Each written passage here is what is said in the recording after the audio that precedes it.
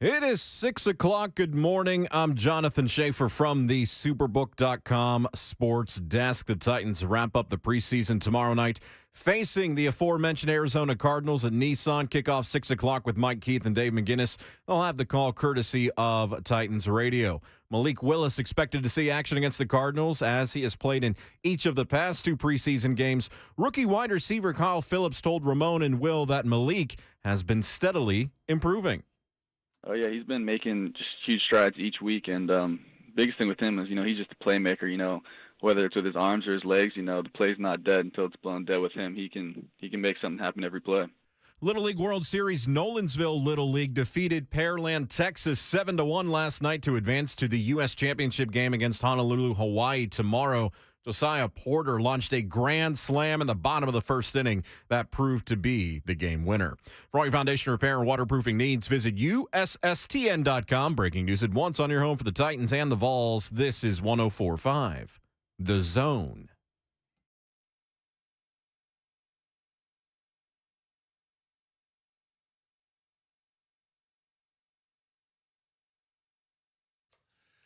A very good Friday morning to you in Nashville, Tennessee. It is game day eve for the final time in preseason for the Tennessee Titans. One day closer to week one in Nissan Stadium. We are 6 days, Alvin Kamara days away from Vols and Ball State. And we've got so much more to talk about with you for the next 4 hours here on 104.5 The Zone. It is Ramon and Will, powered by all four seasons on 104.5 The Zone, live with you for the next 4 hours, like we said, alongside VFL Ramon Foster. My name is Will Bowling, the best producer in the world, Jonathan Schaefer, making the show happen. Good morning, gentlemen. Morning, Will. How are you, dog? I am lovely. You lovely? Hardly know you. Okay. Jonathan Schaefer, good morning. Hey, nice shirt. Thank you. I was going there. Listen, next. people have issues with this shirt that I wear, apparently. And in the wise words of philosopher Mike Tomlin, we do not care. Suck it. Yeah, even better right there. Suck it. That's right. 615-737-1045 is how you can yell at us this morning. 1045 The Zone TV is how you can see our lovely faces on Twitch, YouTube, Facebook Live, and Twitter. It is a high school football Friday. It is a game day eve, and we've got a lot of energy here this morning, Ramon Foster, because your headphones are still broken from yesterday. They are, and I was going off before the show even started, dog. I was like, gosh, you know how you leave a building, it's like, I got to go do something today, and I knew I needed to go do something, okay? That something was go get headphones. And because these aren't salvageable at all, okay? Like, Ramon, you can fix those. You just want to go buy. No, this isn't I want to just go buy a new pair. I don't want to go buy a new pair, okay? And guess what? I can't super glue these. I can't gorilla glue these. I can't do anything. I could duck it, but guess what? I'm going to have sticky stuff around my face all day, and I don't want that, all right? It's not a life I'm willing to live. So, Will, I have no choice but to go out and get a fresh pair of headphones, okay? And I'm a little upset about this because these are very, very good. And I'm like, right now, I can only hear in one ear because of these janky headphones I have on now. Am I supposed to deal with this for 4 hours, or am I supposed to find a better solution? Or do you suggest, Ramon, just put on the other ones? I think you channel this content, or you channel this energy in the name of content. Yeah. That's what you do. That's what I No, do. you got to hear in both ears. We're not fooling around with this today. Okay, all right. So I'm going to have all right, here we go. I've done like full shows here before, which is one ear. One ear? Yeah. Golly. Before I could get my headphones to work, which I finally figured look out. at this thing, man. I'm going to figure out a way to get this going as I break out. As the best producer in the world suggests that I go ahead and put on the other set of headphones, man. It's 2 mentions for Jonathan Schaefer as the best producer in the world before 6:04 a.m. Because we got to pace ourselves with our compliments here. This is too much too soon. Look at him. This is too quick. glory. This is too quick. Hey, give me all the compliments. Give me okay? all the safeties on your field.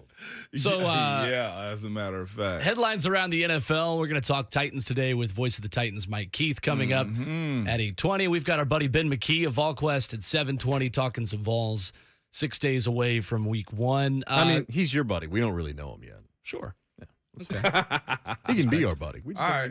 know. You see the earpiece down Yeah, but is it better than Is what it- you had? Can you hear a out of little it? bit, but I feel like there's this air of voice that's leaving the headphones as like we're talked through. Like I'm hearing, Shafe, no, it's not better.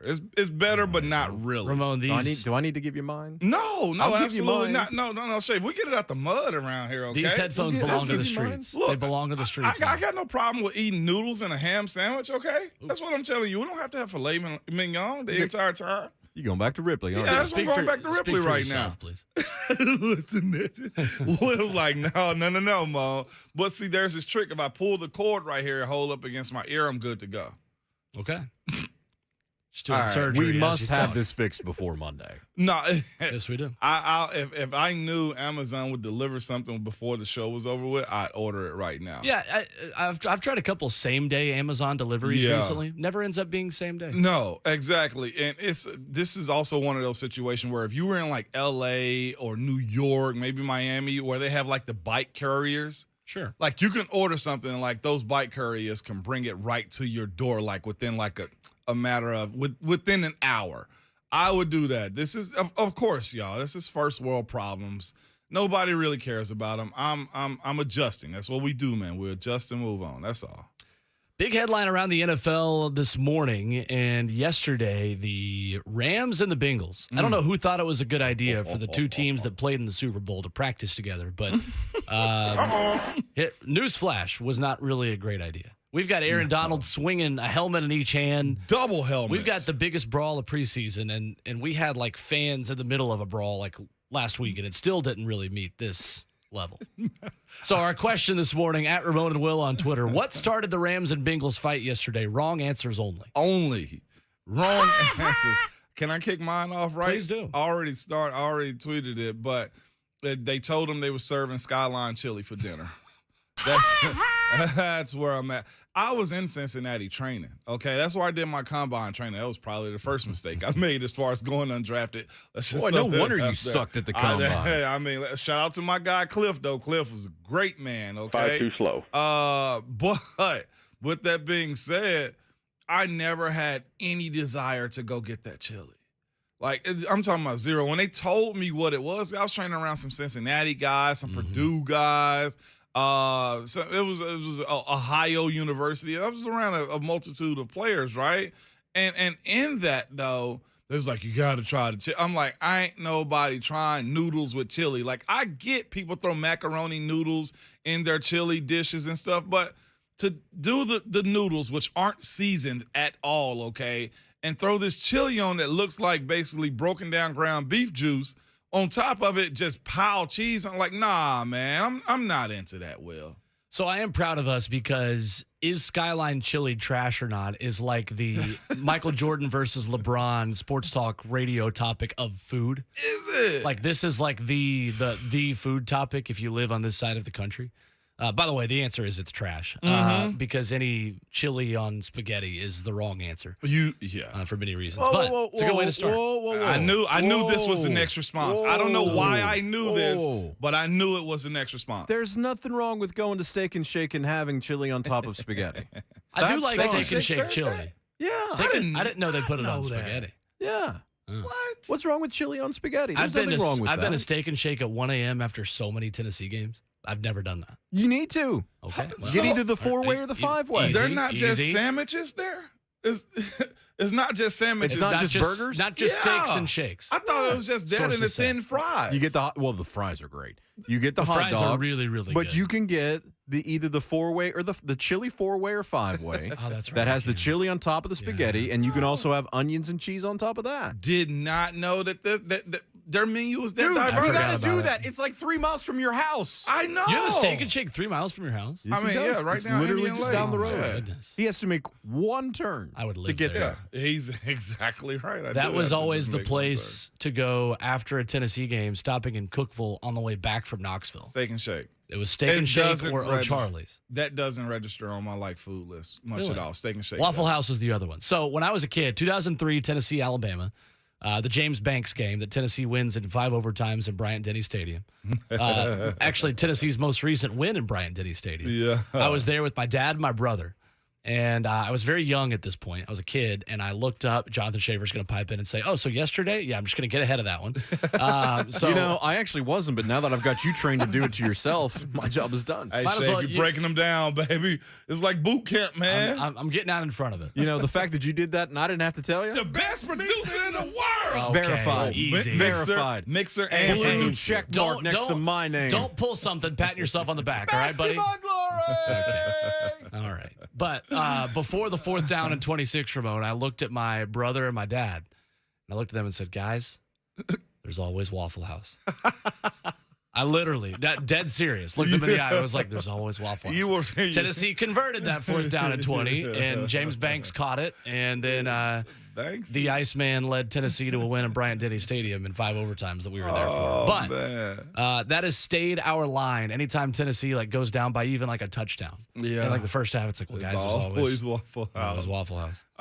Cousin Hightower, Steak and Shake after 2 a.m. You can get 7 by 7, 7 burgers, 7 pieces of cheese for $7.77. I don't think that's a Cousin Hightower, think what you got going on Fridays, man? let's pace wait a ourselves. minute. Cousin Hightower? I'm high. All right. Yeah, well, there you go. Tough. 615-737-1045 is the number. So give us your wrong answer of why the fight was happening between the Bengals and the Rams. I think it's great. Nick on Twitter says, 4-way from Steak and Shake is the closest thing to Skyline from Cincinnati. # best food. # Cincinnati. # Skyline Chili. Mr. Cable said, y'all expect anything else from the Bengals? LOL. Well, that's true. That's pretty much it. We could get into them too, and they're getting real chesty. Real chesty. It's not great. I feel like the city of Cincinnati just kind of wakes up on 10. They're ready to go. Yeah. They do. I had never been trash talked more by a home fan base that had won 2 games the previous 2 years You ready for this, Will? than the Bengals. Because a our couple boss years is from ago. Cincinnati. Oh, there you go. Yeah, they wake up on 10 because they're all trying to get out of that cesspool that is Cincinnati. They're trying to go to Ohio. They're trying to get out of Ohio. They just have to get across I mean, the they're river trying and to they're go in to Kentucky. Y'all always say sometimes it's your day. Cincinnati, it's your day. Yeah, every day is your day. Home of the worst sports franchise in America, the FC Cincinnati out of Major League Soccer. You even gonna take their It's a soccer true story. team down? That made me Well, do the they've been in butt laugh. existence for 3 years, and they finished last place all 3 years. Is this the get back for January 22nd? Is this what today is? I think so. Last weekend. Look, that's every day. I mean, all right, there it Let's is. go. Then. This is the get back. That's every day. This is the get back from the playoff game. 615-737-1045 is the number this morning. Ben McKee at an hour talking Vols. Voice of the Titans, Mike Keith at 8:20 today. The big question we also want to ask, in addition to why the Bengals and Rams fight happened for all the wrong answers, does Ryan Tannehill need to play tomorrow? That is the question. And that is going to be the topic. I think Ramon Foster and I are going to be in the minority with our answer. So Ramon is a minority. we'll continue to, wow, all right. We are. Interesting. We are. Did I say anything that wasn't We truthful? are. Play the breaking No. news sounder, I guess. I'll give you my 23andMe in a second, man. I got a lot going on.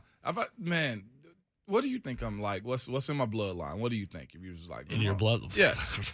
Black What do you Irish think? side. Yeah, I got some. Yeah, West Africa. No, we had a whole. What's up with West Wrong Africa? We'll get answers there. only. No, I mean they might be right. Go ahead, throw one out there. Let me hear it. Let me hear it. You're setting me up to fail. No, I'm not.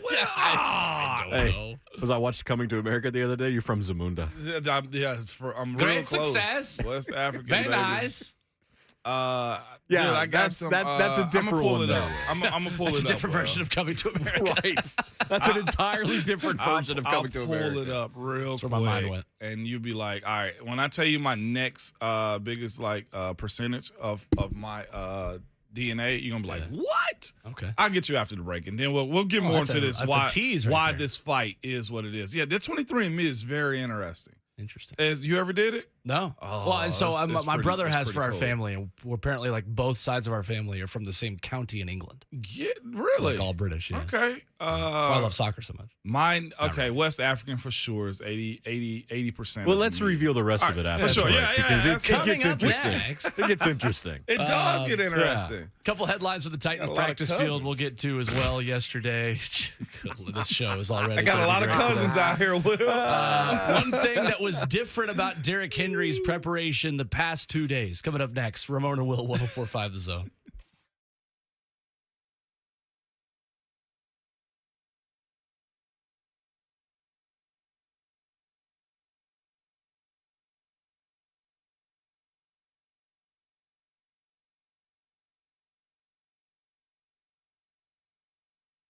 There's one thing that really makes Genesis Diamonds stand out from any other jewelry store, and it's the education that you get. These are not clerks behind the counter. No, no, no, no. These are seasoned pros, okay? They know everything there is to know about diamonds. They will teach you in a way that is transparent, informative, and useful. They'll even teach you how to buy like a dealer, okay?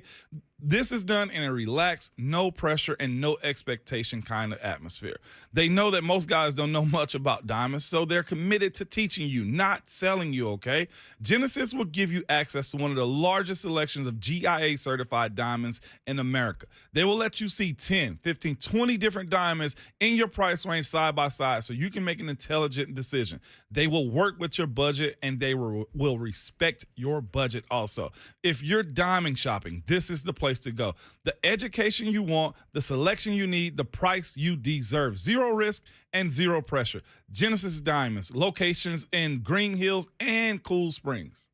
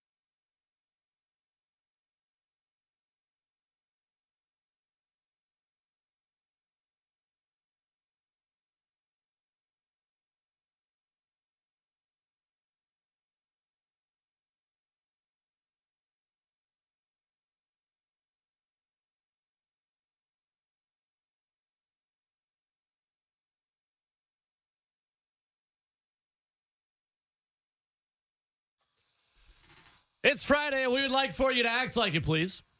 Thanks so much. Don't tell me what to do. Ramona Will, powered by all four seasons of 104.5 The Zone. That's the voice of Jonathan Schaefer.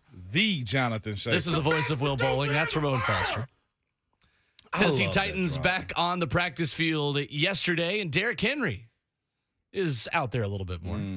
Talk about that as the show goes. 615-737-1045 is how you jump in on the conversation. Our question on Twitter, what started the Rams and Bengals fight yesterday? Wrong answers only. Already got some good responses here this morning. Tim saying somebody told Aaron Donald that Big Jeff was better. Listen, the streets aren't ready for that conversation. By the way, love Big Jeff. He ain't better than Aaron Donald. Not yet. Nobody's better. Yet, Aaron Donald's best player in football. Yeah, not even a hot take. Let me give you my breakdown real quick. Okay, please do. 80% West African. Okay, that's for sure. Okay. Congolese. Okay. Oh, for those just joining us, we're going down Ramon's 23andMe. Because I'm going down my 23andMe. This is the thing. I've always looked at myself like, okay, I'm a black guy. I'm African American. But I'm light skinned. Okay, I know there's a blend somewhere, right? And the other part too, like when I get hot, like when I start sweating and running and stuff, like I turn red too. So I'm like, where? Like I have a red tint to my skin, not like deep red, but like I get dark, like it's a red tint to it. Either way, I was like, let me just figure this thing out. You know what you look like? What? Black cherry when you're working. Hey now, there we go. Well, black cherry in this. But then I was like, okay, I knew it was, African in there for sure. West African is where I'm at, sub-Saharan African. And then I was like, well, what else is in there, okay? You'll be shocked on what you're actually made of, though, too, okay? The next highest percentage, European. Oh, okay. Yes, kind of shocking right there, right? Nah, not really. Northwestern European. British and Irish. There you go. Is actually the highest percentage of the European.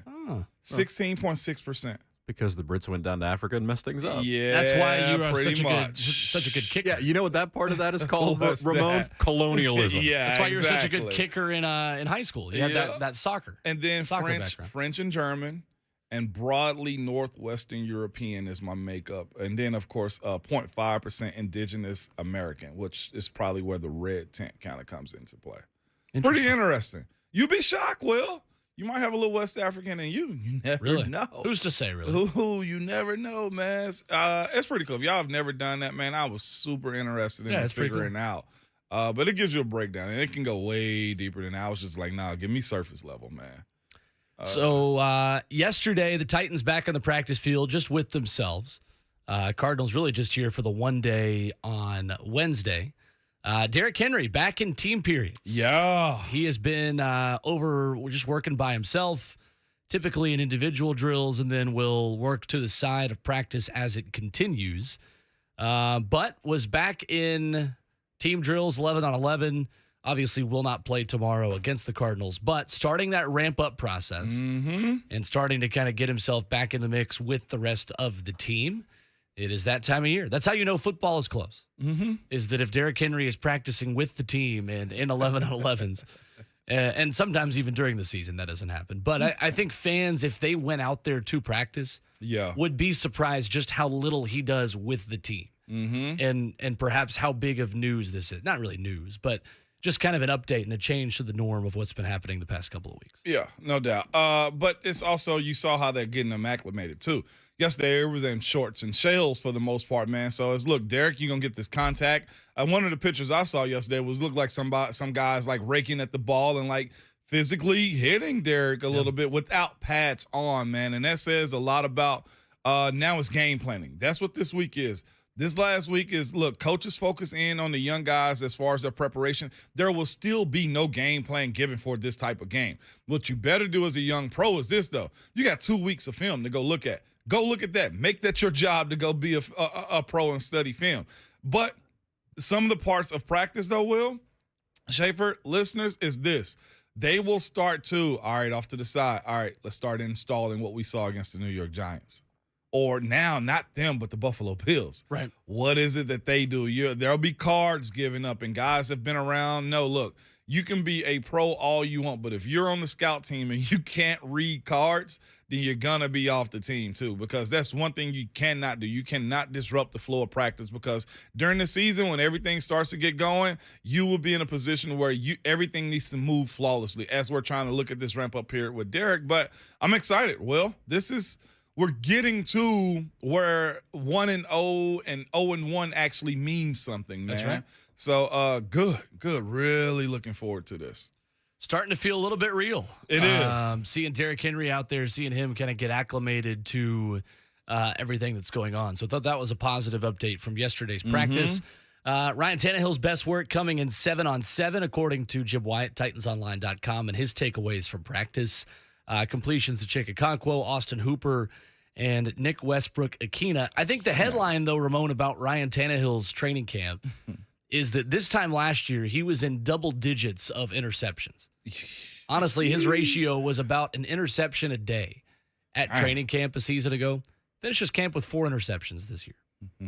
Now, camp mistakes aren't always indicative of the way the season is going to go. Sometimes what happens in training camp is an anomaly. Other times it's a pretty clear indicator of the way things are going to go.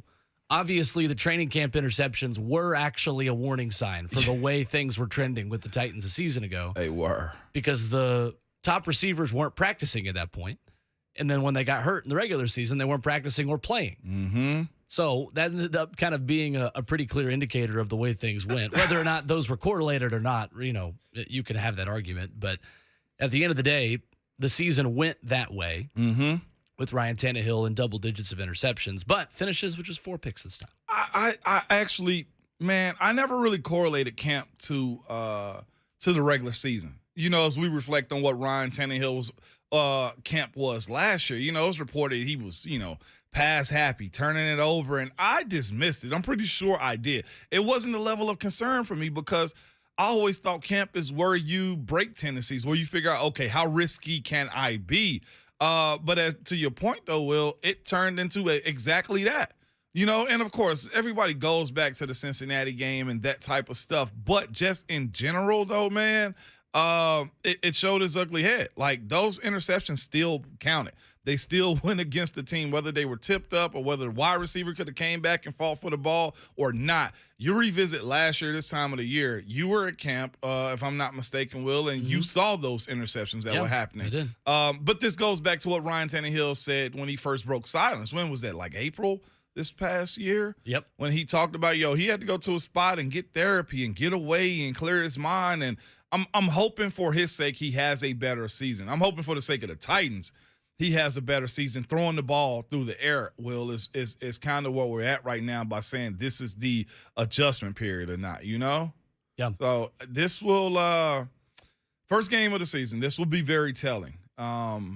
Late afternoon game, at home, Derek's back on the field, but what is Tannehill going to do? That is the biggest question. It's 2 big questions to start the season. I know we're a week ahead right now, but will Derek see old Derek moves and waves, and will Tannehill actually get past that threshold? If he's lesser as far as his interceptions this year, Will, this could be a good problem for the Titans, man. 615-737-1045 is the number. I think this is the first late afternoon kick in Nissan Stadium, I want to say, since 2019.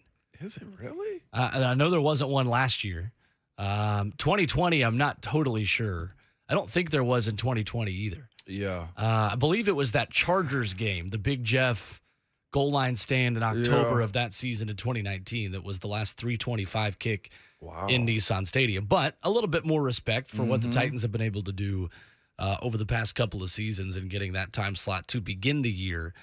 But that's big time. I do think the quarterback conversation is an interesting one because Tom Brady's playing his last preseason game. Patrick Mahomes has played all preseason games. Obviously, there are different circumstances there, and Patrick Mahomes is breaking in a completely new offense in many ways with new wide receivers and a ton of new weapons there. Tom Brady goes to the Bahamas for a week and a half in the middle of camp, and he comes back to half his offensive line is hurt, and he's got a lot of new wide receivers to work with, including Julio Jones. Does Ryan Tannehill need to play tomorrow for you? I'd like to see him play. I would. Give me a series, man. Just because of your same point to be made right there, Will. Like, he's in position, at least things are different in the stadium, okay? Like, you practice certain stuff, but, like, teams will adjust to you and show you different things in the stadium. They move different. They react differently too, Will. And I just don't want to be starting off this season for his sake, as far as Ryan Tannehill goes, and say, look, we're still growing. Like, I'll admit, like I always say, it takes about 4 games into the season for you to get your cohesion, for y'all to get on the same page, but it can't look sloppy. It can't look like, man, there's a huge line of miscommunication, because no matter what, even in the home games, it's the noise aspect of what's going on too, Will. It's the look. When I signal to you this way in the stadium, it's got to be this and not what you thought it was. There's no thinking on game day. So that's where I'm at as far as saying, give me a series. But maybe he's so comfortable in this system and Coach Vrabel's so good with him that it's just like, you know what? I know what I'm going to get. Or is it also, Will, we don't rely on you a whole lot. So Let's hand the ball off to Derek, and what you do is standard protocol as usual for a guy that plays quarterback for the Tennessee Titans. Like, I don't want to think that. Right. But I also do want to say to him, timing is different in the stadium. Communication is different in the stadium. I don't think one series is a bad thing for him, just to knock the dust off a little bit, right? Like, that's what you really want to do sometimes. I completely agree. And I think the performance was so bad in week 1 a season ago against Arizona that you haven't earned the luxury of sitting out the final preseason game. Yeah. You have to earn that for me. Yeah. And the season, the body of work that this Tennessee Titans offense had, specifically the last time that we saw Ryan Tannehill play in Nissan Stadium, tells me all that I need to know. Now, devil's advocate, your wide receivers this year have been healthy in camp. They've been healthy in joint practices. It's not like you're going to step on the field week 1 and it's the first time you've had A.J. Brown, Julio Jones, and your new offense on the field together. That's not the case this year. It's not. Because Robert Woods has been healthy through camp. Mm-hmm. Nick Westbrook-Akina, Kyle Phillips. Traylon Burks hasn't, and we'll get to that in a minute because he wasn't on the practice field yesterday, and we might not see him at all tomorrow. I just think that it's not going to hurt you to get the ball out of Ryan Tannehill's hands quickly, be vanilla, and play a quarter. Be vanilla. 2 or 3 series. Yeah. And I think that that's going to help the evaluation process of where you are at the wide receiver position from Robert Woods all the way down to Racey McMath and Nick Westbrook-Akina and Des Fitzpatrick. Oh, yeah. No, it's key, man. And again, nerves are just a little bit different, dog. And again, this first 6 games for the Titans, it don't afford you any lag whatsoever, Will. You know, that's one thing that we spoke of. Like, the first 6 weeks mean something. Now, I know every game does, but the AFC is locked and loaded this year.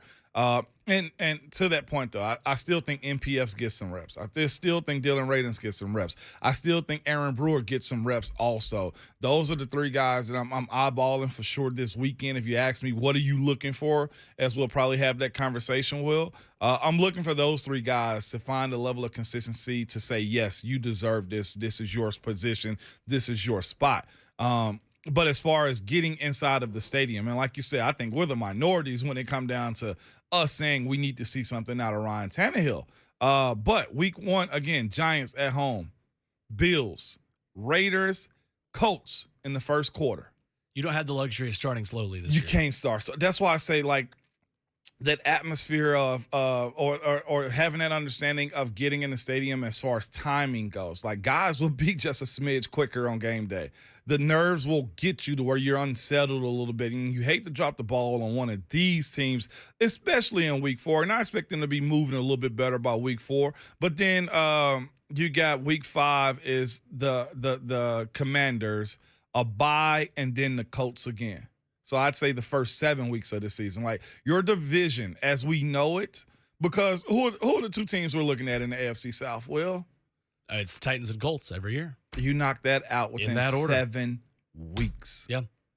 Like, it's positioning and jockeying that has to happen along the way. And A fast start is what I need from this team, man. There can't be a drop because I'm looking at the age of some of the guys. I'm looking at the scenarios in which they're in as a team in general, man. I think Jacksonville's on his way up. I think if you let the Colts this year just streak a second, then you got a problem on your hand. Harder to play from behind this year. It's way harder to play from behind. What was that drop you had right there, Shafe?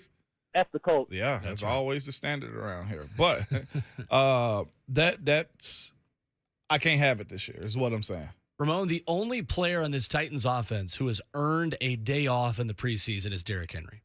Derrick Henry. I don't think anybody else has the credentials and has the skill level to say, no, I'm good without this. Yeah. Now, granted, do I expect to see Ryan Tannehill tomorrow? No. I don't think he's going to play. But I think if Patrick Mahomes is playing, if Tom Brady is playing, I think there is value in playing within the first couple of weeks at a high level and starting that process within that final preseason game. Yeah. And again, both of these quarterbacks you just mentioned, Mahomes and Brady, are facing similar situations too. He's dealing with a new offensive line, so would Tannehill be. Mahomes is dealing with new wide receivers, and essentially that's what Tannehill is also. So their methods are their methods, and the Titans have always walked to the beat of their own drum, so there is no switching up. So I think we're going to be the only people, by the way, with this take. Probably no that's in doubt, the in the studio city. Buck is going to be mad at us when he gets in here at 10 o'clock. He'd be all right. Somehow we'll survive. Yeah. Somehow we will manage. But interesting what Todd Bowles said about this and explaining why Tom Brady was going to see time with the starters in their final preseason game, saying it's important for game continuity. We have some new guys on the offensive line. We have some new guys at receiver. So other than having practiced together, we need to see them in a game with certain situations and just the flow of it. No matter how long it is, we just need to see it. Yeah. Titan situation is no different. No different. The only slight difference is that the Bucs cast of characters around Tom Brady has changed since camp opened. Yeah. Because they've had so many injuries on that offensive line, including most recently as Saturday against the Tennessee Titans in Nissan Stadium, losing their guard, Luke Gedeke, in that game and having kind of an open tryout there. But you talk about a new right tackle, possibly another second-year guy, really kind of rookie in Radens at left guard. Aaron Brewer, at least, at left guard. As a new starter, though. Right. Yeah. You've got whole new wide receivers in Robert Woods, in Traylon Burks, and in Kyle Phillips. Austin Hooper and Chigakonkwo, new tight ends. All new. I mean, granted, these guys have practiced, but I want to see them in Nissan Stadium in a game situation with their starting quarterback. If you could, one more time, because that's my mindset on asking for Tannehill to get something. What if you have it pulled up again? Yeah.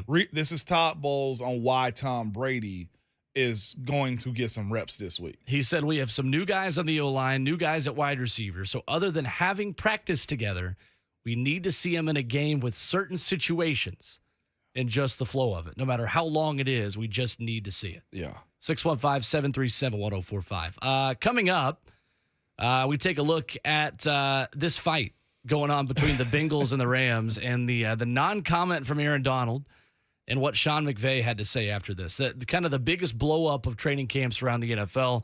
Take a look at the other headlines across the league. We'll do that next. Ramon and Will, powered by all four seasons on 104.5 The Zone.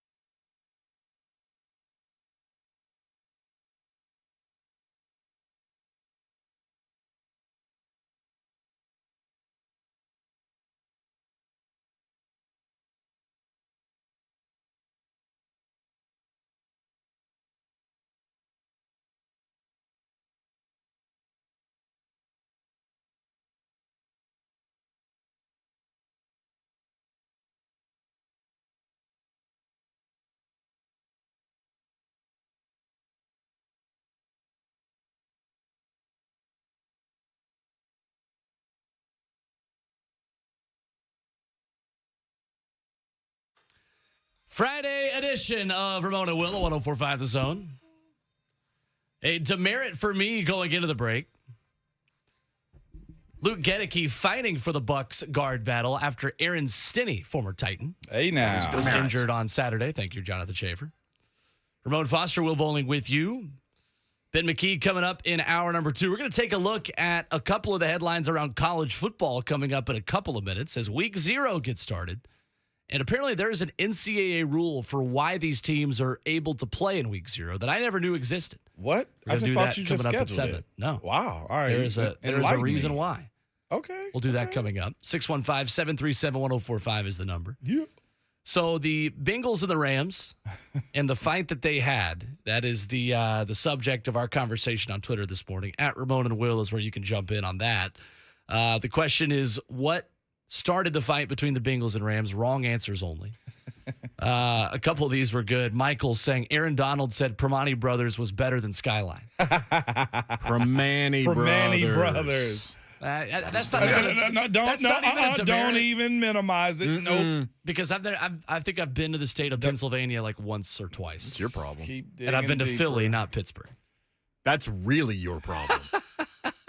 We don't claim those heathens. That's what I was going to say. A lot of hateful people over Listen, there, man. that cheesesteak. Yeah, you know what we call Philadelphia? West Jersey. West I Jersey. didn't realize how close Philly was to Jersey until I went up there. Yeah, it's Like right literally. next to Across each the other. river. Yeah, I didn't know that. Literally. Yep. Didn't know that. Food was outstanding. That ought to tell you right there. Tony Luke's Philly cheesesteak while I was up there. If you're doing Philly cheesesteak, you have to do it with the cheese whiz, not Cheese actually whiz. See, real I cheese.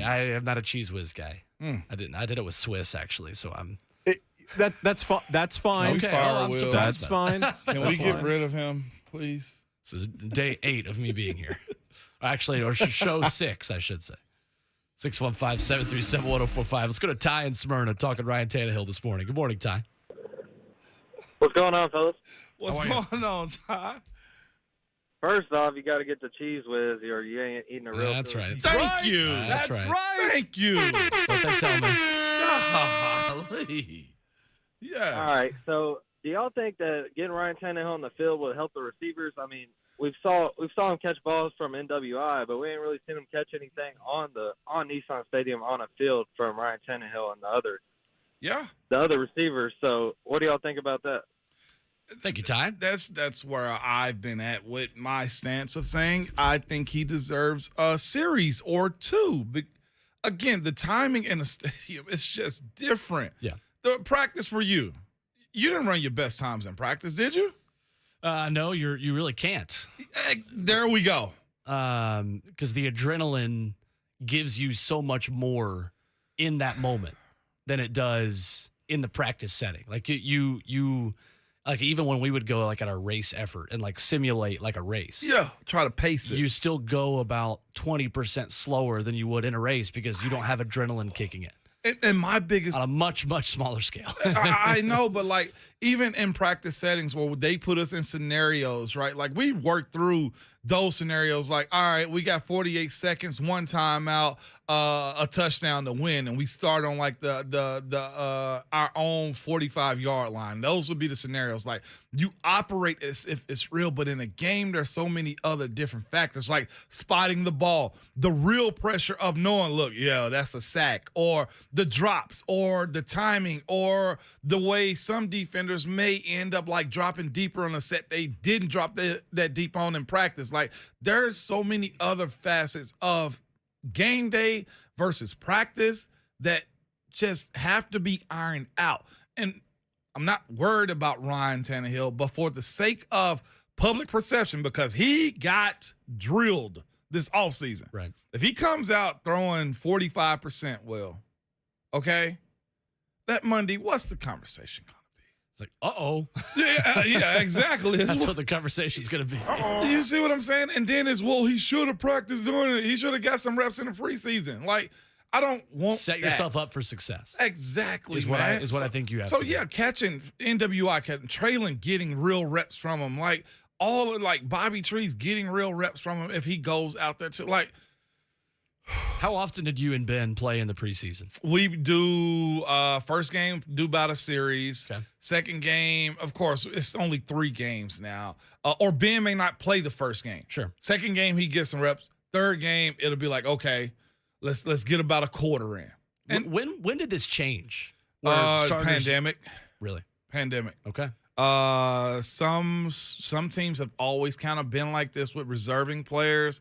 Usually older D linemen, offensive linemen, sometimes quarterbacks, depending on where they are. If they hadn't changed, coordinators, head coach hadn't changed, like they get a little bit of grace. But the rhythm of getting into the show, that was our biggest thing. But now too, Will, there's a difference. That fourth game is now an open week. Right. So they get another opportunity to practice all week long, although some coaches give off Friday, Saturday, Sunday. And then you come back on Monday and start game week. So that's just my personal opinion on it. And there's some that feels the same way. I know you're in that boat with me too, Will. I am. But I am. The virtual training camp changed everything. Yes, it did. Because 2020 is when it all changed. Because then they went into the season going, oh, we're still pretty much at the level we need to be at. Maybe we need to look at things. And adding the 17th game means they got a preseason game removed in order to keep the overall number at 20. Mm-hmm. So those were just some of the factors that were involved. I think, and they're also realizing that joint practices and the way they conduct them is a more controlled environment to still get similar work done. Still, a coach that cared more about optics and the PR side of playing football and confidence would probably put Ryan Tannehill in just for that purpose. Yeah. Mike Vrabel didn't care. No, he doesn't. He's not playing those games. Okay, so what's more important? Seeing Derrick Henry hit the ground running or Ryan Tannehill throwing the ball? See, for me, it's Ryan Tannehill throwing the ball. Me too. I know what Derrick Henry is. Yes. And he's healthy. Which, if you said Derrick Henry's not going to play the entire preseason, you'd be like, all right. Yeah, sure. Okay. We do that going into the preseason. Yeah. It was like, oh, yeah, okay. Yeah. Cool. 615-737-1045 if you want to jump in on this. I don't think there's necessarily a wrong answer. I think there are good arguments on both sides. But if you're asking me my preference, I want him to play. Yeah. At this point. Coming up next, why does Week 0 exist? I'm going to take you into College Football Scheduling 101. Going to do a little bit of class this morning before Ben McKee of VolQuest joins us at 7:20 to hit the Vols headlines. There is a reason why Vanderbilt is allowed to play Hawaii a week before the NCAA rule is that you can start playing the Thursday before Labor Day. I'm going to educate the people. Coming up next. 1 hour down, 3 more to go. It's Ramona Will, powered by All Four Seasons on 104.5 The Zone.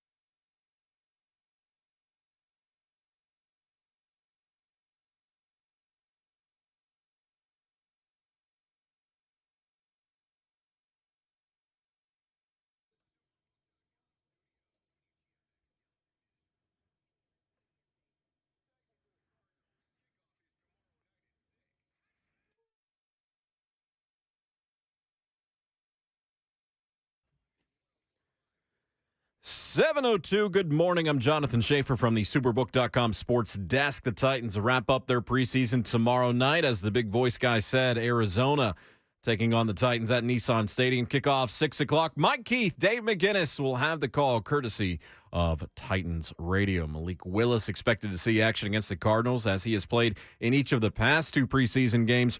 Rookie wide receiver Kyle Phillips told Ramon and Will that Malik has been steadily improving.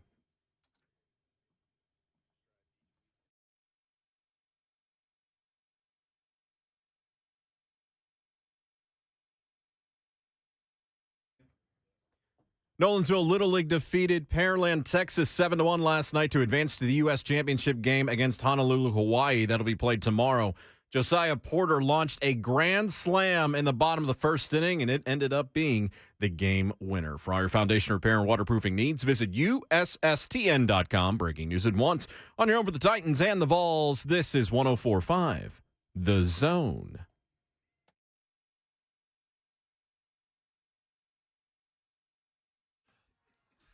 Hour number 2 of the show on a Friday morning. It is Ramona Will, powered by all 4 seasons on 104.5 The Zone. Thanks for hanging out with us today. It's a Friday. We hope you act like it. Will Bowling, Ramon Foster, Jonathan Schaefer bossy. with you. 615-737-1045 is the number. Ramon Foster has one headphone that's working and one that is taking the Friday off, but he is still grinding through. Lunch pail guy. As my man G from T-Town said, showing a little ear this morning. The show must go on. Absolutely, Here man. today. College football starting this weekend. We get the word out of Knoxville from Ben McKee of VolQuest.com coming up here in just a couple of minutes as we ask him what his biggest concern is for Tennessee 6 days away from week 1. And I want to ask him too, Ramon, who the freshman is that we're not talking about enough.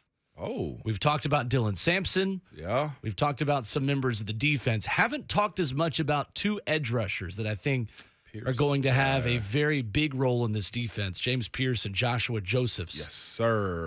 Who I think he's pretty high on. A lot of people are high on up there in Knoxville. So we will get his answer on that coming up in just a couple of minutes. Teased it going into the break. There's a reason why Week 0 exists, Ramon Foster, and it has to do with Hawaii. Mm-hmm. So I didn't know this was a thing until yesterday. So under NCAA bylaw 1711-4, not to be specific or anything, Okay. FBS and FCS teams cannot play their first game until the Thursday before Labor Day, which is when the Vols are going to start September 1st next week. Beginning in 2016, there was an exemption added that allows Hawaii and teams that play in Hawaii, plus their opponents, the option to play week 1 earlier on the Saturday before Labor Day weekend. Is there a reason why? Because of travel. Because of travel. So this builds in an extra week of the season for anyone who wants to play at Hawaii or opponents that have teams that play at Hawaii. To then have a travel week off, similar to the way the NFL builds in the week off after the London game. After the London game. Ah, okay. So that is why Vanderbilt, Hawaii, tomorrow night, 9:30 p.m. Central Time, CBS Sports Network is where you can watch that one.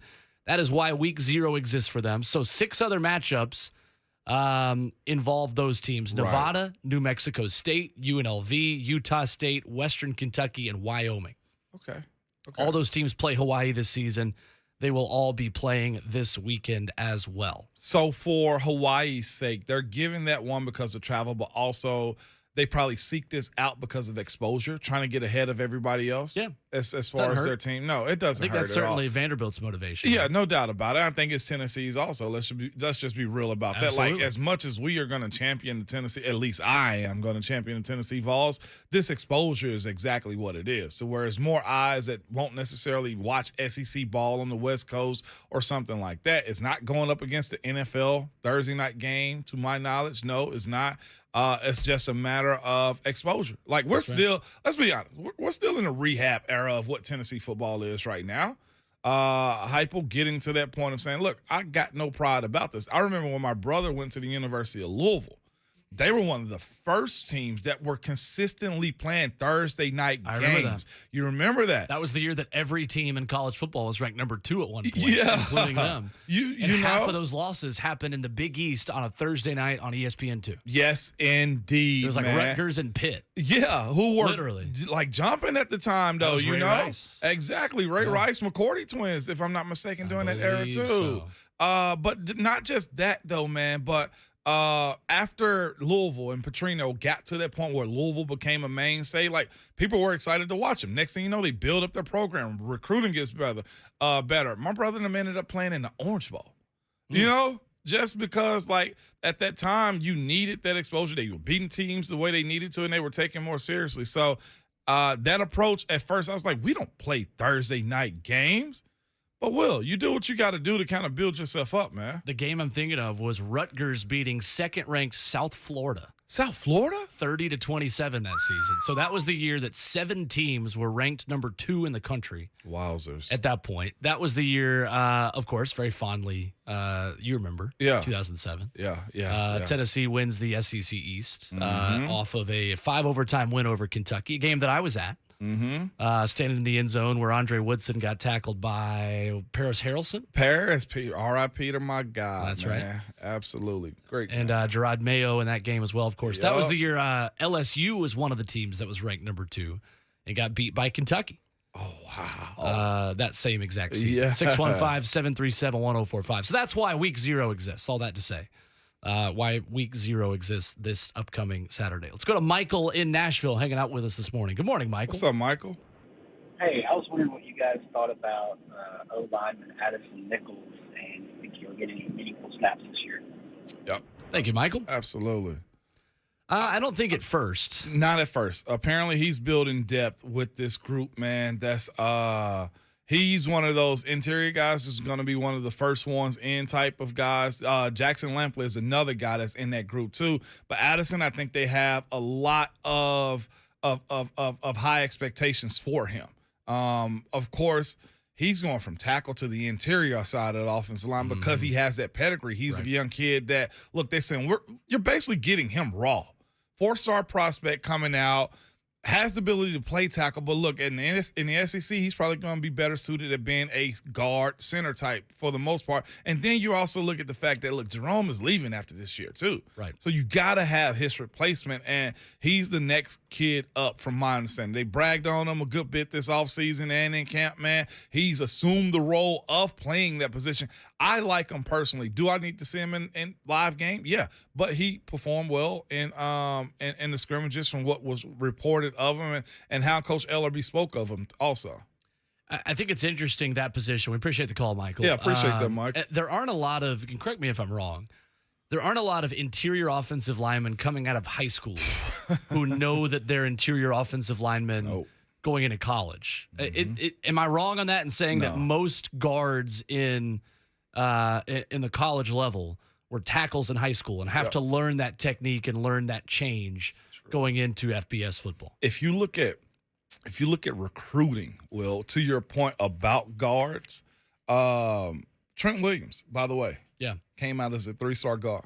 Really? Coach Mack actually informed me on that, and I had to go look it up. I'm like, absolutely not. Interesting. He was athletic enough to go play tackle, but he came out as a 3-star guard. If you look at recruiting, most times guards only get 4 stars. There are not many 5-star guards. Addison Nichols was one of those highest ranked guards in his class of 2022. Yes, he was, Tennessee. man. You get a 4-star, and these guys are lower, like pushed down the recruiting rankings. So it's hard to judge the interior. Of course, that's one thing I've been beating on the table. Like, there has to be somebody that knows how to look at offensive linemen and read that. Tackles is easy. They're on the island. They're usually against a high-rated defensive end. But who's to say a guard is a good guard coming out of high school? It's hard to actually say those things, which, to your point, most guys play tackle, realize I'm better suited as a guard, though. That was me. My first start at the UT. Absolutely. Left guard. 615-737-1045 is the number. Let's go to Hunter in Murfreesboro. Good morning, Hunter. Morning, Hunter. Morning. What you got for us? I was going to say, what do you think the possibility of seeing Brew McCoy play next Thursday night? Ooh. Thank you, Hunter. I'd say not likely. You're if I'm going that being far? honest. Really? I don't think it happens next week. I feel like you know a little bit more than you'll tell us on there. No, I really don't. And I say that because that has been the timeline for Tennessee players that have been in similar situations. Oh, yeah. Cade Mays had to wait until week 2 to play Missouri in 2020. Wow. You had Uroš Plavšić, who had to wait until SEC play in college basketball a couple years ago, which was wild, in order to be eligible. I think these things typically happen a week or two into the season. I've heard reporters say that this could happen next week. This could happen in the next hour. There's literally no way to know. It could happen a month from now as Tennessee gets into SEC play against Florida. So that's going to be something to monitor over the next couple of days, or the next couple of weeks. But if I'm guessing, Hunter, I think that we're waiting a couple more weeks here. Wowzers. Because it sounds like from what I've read that this process didn't start with the NCAA until recently, when Tennessee learned that USC was not going to sign the NPO form that it needed to sign in order to control things on their end. Let's take one more call before we go to break. Let's go to Ryan in Murfreesboro. What's up, Ryan? Good morning. Getting in on our Ryan Tannehill topic this morning. What's going on, Ryan? Morning, guys. How are y'all? Good morning. Well, I like to live my life by a few principles, and one of them is just because you've earned the right to do something doesn't mean you should do it. And for Tannehill, maybe he has earned the right to get this last preseason game, but given the whole body of work, don't necessarily think he should do it. But there is a guy, I think, that applies to even more, and it's Aaron Rodgers. My dear Aaron Rodgers. Man, we're going to have to spend the first 3-4 weeks of the season just listening to him whine about his dang receivers because of their inexperience.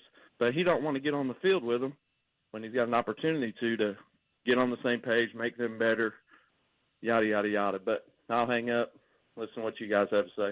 Thank you, Ryan. Thank you, Aaron Rodgers. That would caught me off guard a little bit. I'm not going to lie. Yeah.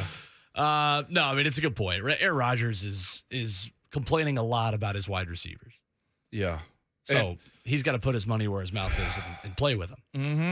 We may end up asking Ben to this because Ben understands recruiting. Ronnie Smith just asked that question. I love to know somebody who's embedded in college like all the time. That question about So is the guard position tougher than a tackle position? I actually went through the class of 2023 just now and looked at the rankings. Like they had a kid rated as a 5-star. He's not. The highest guard is going to Penn State. South Carolina has one. Louisville is getting one. Northwestern. But it's going to be a plethora of guys that play tackle that are highly ranked. That's going to, like, I thought the Francis kid that committed to Miami was more of a guard than he is tackle. I think he'd be a killer guard. Yeah. And I'll have to see what he does at tackle at Miami, though. Interesting. Yeah. Francis Maui go. 615-737-1045 is the number this morning. Coming up next, we talk with Ben McKee of VolQuest. Which freshmen are we not talking about enough, and who has had a good camp in order to be a breakout star candidate for Tennessee this season? 6 days away from kickoff, Ben McKee gives us the report next. It's Ramon and Will, powered by All Four Seasons on 104.5 The Zone.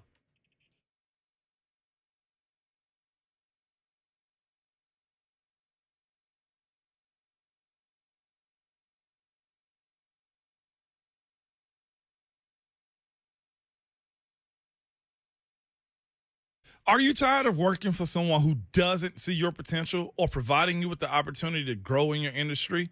It's Ramon Foster, and I have the company that can offer you the opportunity you are looking for, and they are Spring Hill Heating and Cooling. Spring Hill Heating and Cooling is a small, locally owned company that is looking to get bigger, and you could be a part of that expansion. Become one of their service experts and receive, listen to me, medical, dental, and vision benefits, matching 401ks, okay? 2 weeks of vacation after the first year. You get holiday pay, company, and factory training, so you're not going out there blind. Plus, top pay within industry standards. You could become Spring Hill's Heating and Cooling next All-Star. Apply now at springhillac.com.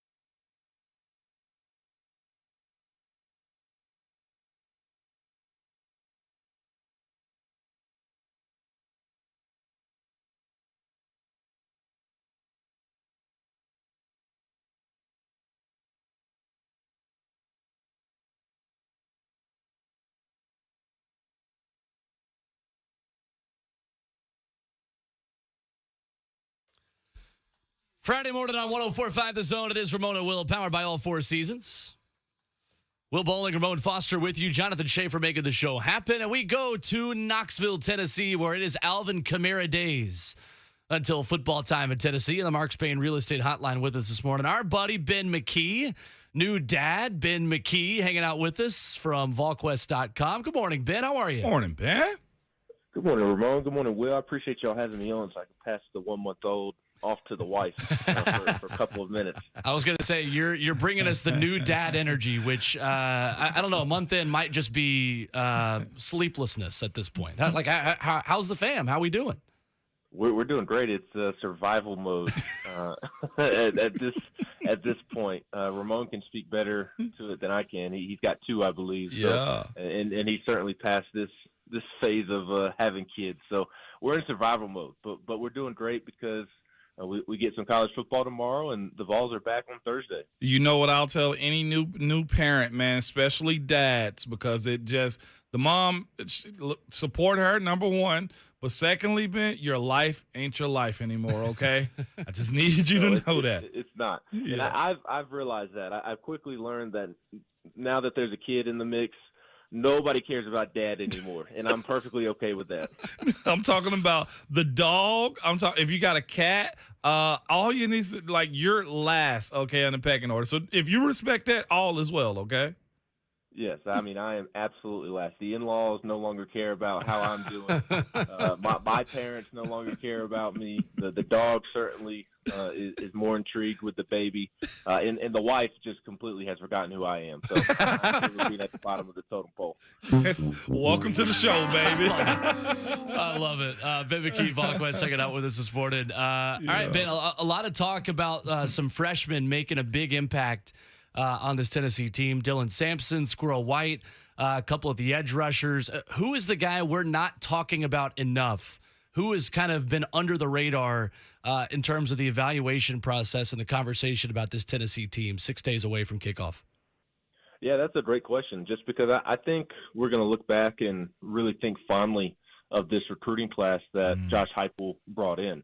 A lot of talk about Heupel not doing enough on the recruiting trail last recruiting cycle, but all of a sudden you look up and you hear about freshman after freshman turning heads in fall camp, and it kind of seems as if Tennessee put together a really, really good signing class. And I know we as fans, we look at the recruiting rankings because that's really all we have to go off of, but coaching staffs have their own evaluations, and rightfully so. And it seems early on, we'll look back 2-3 years from now and really have Judgment Day. But right now it looks like they hit on a lot of guys, because we could sit here and have a long, long conversation.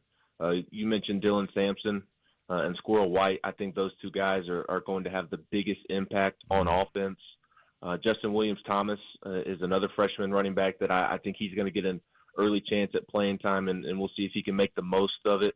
I think Dylan Sampson is ahead of Justin Williams-Thomas from a skill set standpoint, but the maturity of Justin Williams-Thomas and the leadership that he is showing as a true freshman has really stood out to those in the program since he got here back in January. So, and you have other freshmen on that offense like a Taven Jackson, who has impressed since he got here, but because he's the quarterback and Joe Milton and Hendon Hooker is in front of him, he's not really being talked about. But I think the staff has been pleasantly surprised with what they've got in Taven, and you've got Addison Nichols and three other offensive linemen that they like their long-term potential. And then on the defensive side of the ball, you mentioned the edge rushers, Josh Josephs and James Pierce. Those two guys are going to get a chance to play a lot this season, and it'll be up to them just how much they play at the end of the day, and they can have a real impact. You look at the defensive linemen and the edge rushers on this team.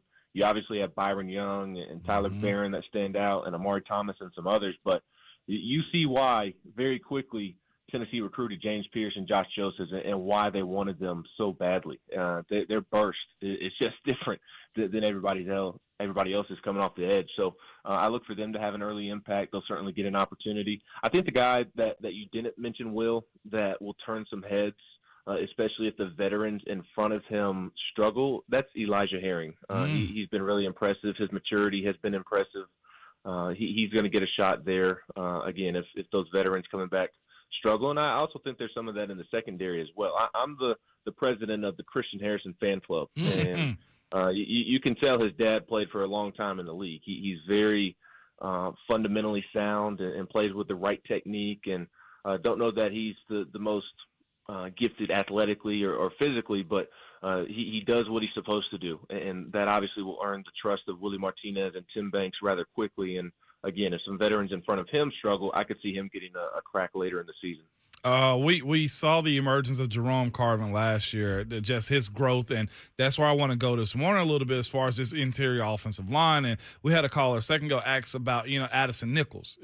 He's a kid that's, about to pretty much get some reps this year. Where is his growth at? Where have you kind of seen him, and what kind of role can he play?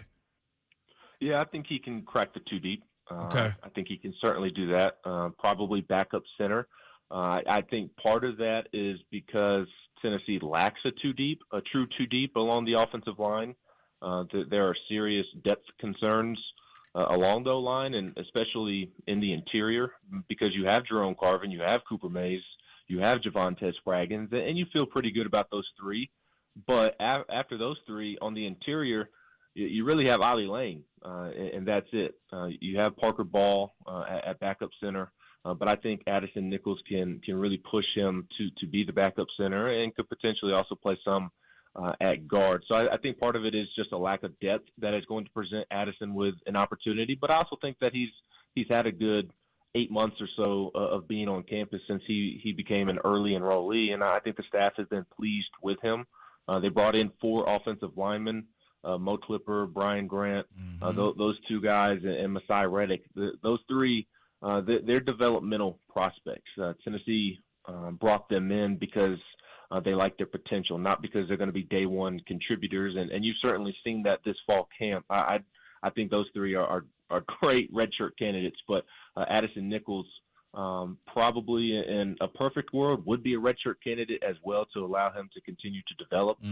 But of the freshman offensive lineman, I think he's got the best chance of playing, especially if guys get hurt in front of him. And Cooper Mays, I think he's a terrific football player, but to this point in his career, he hasn't proven that he can stay healthy. So that could open up an opportunity for Addison. Ben McKee of VonQuest with us here on Ramon and Will. So this secondary, Ben, how big of a concern is this still to you? Because Tim Banks has a lot more guys who have experience at those positions, but that experience hasn't always been successful, especially going back to the Music City Bowl. A lot of the names that were playing in that game are now starting caliber defensive backs for Tennessee. Is that the biggest kind of concern for you going into week 1? Yes and no. I'm cautiously optimistic about the defensive backs. I'm cautiously optimistic.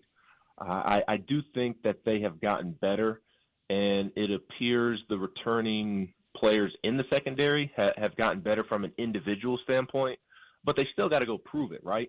And really, Ball State, that's one thing. I want to see them do it against Pittsburgh. That's the team that I want to see them go out there and perform well against. I do think Trayvon Flowers is going to have a really solid senior season. I could see him having a Theo Jackson type of year to where he really bursts on the scene just because he is a year older. And a lot of guys, they play their best football as seniors. And I could see Trayvon Flowers doing that. Jalen McCullough, his size has always gotten him in trouble in terms of pursuit angles and lack of speed, but he slimmed down this offseason. So theoretically, that should help with the lack of speed. And, man, if he can take a step forward, then I do think he could be a really nice contributor for Tennessee. And then Warren Burrell, another guy that's a year older and should be playing better football as a true veteran. And then you have some really talented newcomers in Wesley Walker and Andre Turrentine. Kamal Haddon isn't a newcomer per se, but didn't really play a lot until the end of last season. So I kind of somewhat consider him still a newcomer. I mean, I think those 3 guys can really contribute. Tamarion McDonald, he's had a terrific fall camp at the star nickel position, and I'm excited to see what he can bring to the secondary this year. Excited to see him play football because you hear a lot about him right now, but obviously we, the media, don't get to see a ton. Right. And then Christian Charles is a young guy that has really pressing Warren Burrell and Kamal Hadden for playing time. So there's more depth back there in the secondary, and it does seem like guys have gotten better at the line or in the secondary at the defensive back spots, but they still got to go prove it because we saw these same guys play last year. So that's why I'm cautiously optimistic. For me, my biggest concern going into week one is the depth of the offense, quite frankly, particularly at receiver. If Brew McCoy cannot become eligible, I think that puts a whole lot of pressure on Cedric Tillman, and he may very well be capable of handling that pressure. But, man, you would like to avoid putting that pressure on him if you can. So some depth along the offensive line and depth at receiver are actually my two biggest concerns going into the football season. But if the secondary, if the linebackers don't improve and Cedric Tillman performs the way that we know he can and the offensive line stays healthy, then I think that's certainly a fair concern going into the opener in the week 2 of the season. Speaking of wide receivers, of course, I talked about this a little bit earlier this week, man. These flips that we're talking about or we're hearing about, is there any validity to it? Will said no. I've had others say as far as Cardinals Tate goes, no, and also Francis. Like, apparently they're still open and receiving phone calls. Why is that the case, Ben? Like, where are you at on that? Because you got a 5-star quarterback coming in and you feel like you match that up somewhere. Are they adamant about trying to get one or both of those guys still? Well, I certainly don't think Tennessee has stopped swinging. I think they would be silly to, just because you never know what may happen in college athletics. You could have a position coach leave for the NFL or just to simply take a different job, and that alone may change the mind of a young man. So I don't think Tennessee has at all stopped swinging there. Now, how legitimate is the returned interest from the players? I don't know that it's a great interest. I think there's an open line of communication, but I would not put any money on it at this point. I would not get my hopes up for sure at this point. I think it's something to maybe keep an eye on. But Francis went to Miami because his relationships with that staff, and that has not changed. And Cardinal Tate, I mean, he did obviously have perceived a lot of interest for Tennessee, but I kind of think in hindsight that the amount of interest he had in Tennessee wasn't necessarily as genuine as it seemed. He seemed pretty destined for Ohio State all along. So I do think there's been some open lines of communication, but I wouldn't read too much into it at this point. I'm going to be real, Ben. That wasn't the answer I was looking for, man. You know it's Vol Friday around here. You're supposed to just light me up with all the yeses and all the yays, man. And Ben, this might be the last time on the show, okay? Easy. Nice knowing you. Good luck raising your kid. This freaking clown. Fair enough. I kid. Man, unbelievable. just throwing out the haymakers. Grand opening, grand closing. I just can't believe Ramon's willing to sit here and do a show with a Titans fan for 3 hours a day, and yet he finally gets a fellow Steelers fan. That's right. on here, and he just throws them away like it's nothing. You know what? You're right. Now it's time for you got me back in your grips, okay? You're saying the right things now. Nah, I mess with young Will, man. He's all right at times, man. He's all right. At times. Ben, one more for you here on the way out. It is kind of weird not to be talking about a quarterback battle going into week 1 at Tennessee, like we have the past couple of seasons for the Vols going into this week 1 game. How much more comfort do you feel like Hendon Hooker has? How much more control does he have to make plays at the line of scrimmage, kind of change the looks Tennessee is in, and kind of improve this running game this season? How much more control do you think he has? A ton. I think he has a ton of control and a ton of confidence, and vice versa. I think the staff has a ton of confidence and trust in him. I can't remember who said it, if it was a player or a position coach recently, but somebody made the comment that there's been times at practice where Hendon has corrected the coaching staff on the correct play call and what needs to happen in a particular situation. And I think that speaks to the relationship that Hendon has with Alex Scolish, Josh Heupel, Joey Halzle, but then also, as I mentioned a moment ago, the trust that they have in him to be able to do so. So he has had a phenomenal fall camp, an absolutely phenomenal fall camp. Unfortunately, he is not in a situation, quite frankly, like in Alabama, Ohio State, Georgia, to where he's just surrounded by a ton of talent all around him. There are quite a bit of question marks still around him. Yes, you have Cedric Tillman, you have Jabari Small. It seems like you're going to have a pretty solid offensive line, but there's questions at left tackle. There's questions about Brew McCoy's eligibility. Mm-hmm. There's questions about depth there at the receiver position. There's depth about or questions about the depth at the running back position. And can Jabari Small stay healthy? And can the young guys behind him step up and contribute? So there are a lot of question marks on the offense, more so than I think people realize, because we just sit here and rightfully so speak about Hendon Hooker and Cedric Tillman and their greatness. But as Ramon well knows, it's an 11-man team out there on offense, and all it takes is one person messing the entire play up. So hopefully the guys around him can step up at those question marks that I mentioned and help lead him to a great year. Because if it were up to him individually, I mean, he could certainly end up in the Heisman conversation. I mean, that's how great of an offseason he has had on top of what he was already doing last year. So he's had a great fall camp, and I'm excited to see how that plays out against Pittsburgh week 2 and Florida week 4. Absolutely. Ben McKee, VolQuest.com, has been our guest at Ben McKee14 on Twitter. Ben, thank you as always for the time, man. and thank you to your New York Yankees for sweeping the New York Mets earlier this week in a 2-game series. You are very welcome, Will. You are very welcome, and you all have a great weekend and happy football season. All right, thank you, Ben. Good stuff there. I should have told you on the front end that Ben was a Steelers guy. Yeah, I mean, we knew that already, but I mean, well, Endear himself to you a little bit. Simmer down.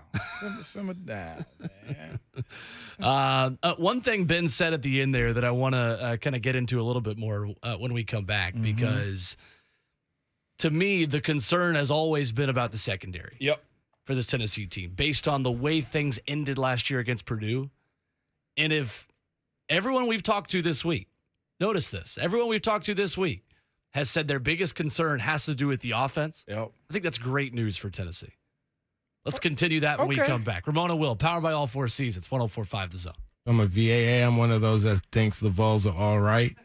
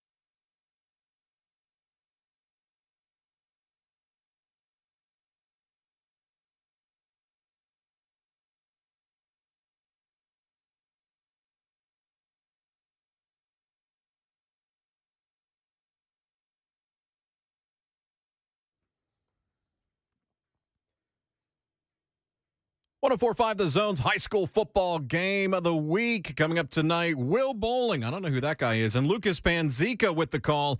Tune in to hear CPA at Brentwood Academy starting at 6:45 right here on 104.5 The Zone. That's right, Jonathan Schaefer. It is Ramona Will, powered by All Four Seasons on 104.5 The Zone.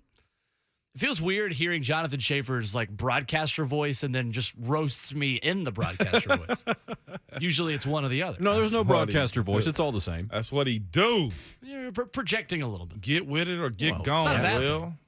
You know, I've got the cheesy broadcaster voice. Yes, you've got the Hey, it's a high five. Coming up next on the show, we've got Mike Keith coming up in hour 3. Okay? Hey. I wanted to my Charles Davis. Okay. You're a hot dog. Okay, I Sound tell like you got what. marbles in your Okay, mouth. voice the Titans, Mike Keith.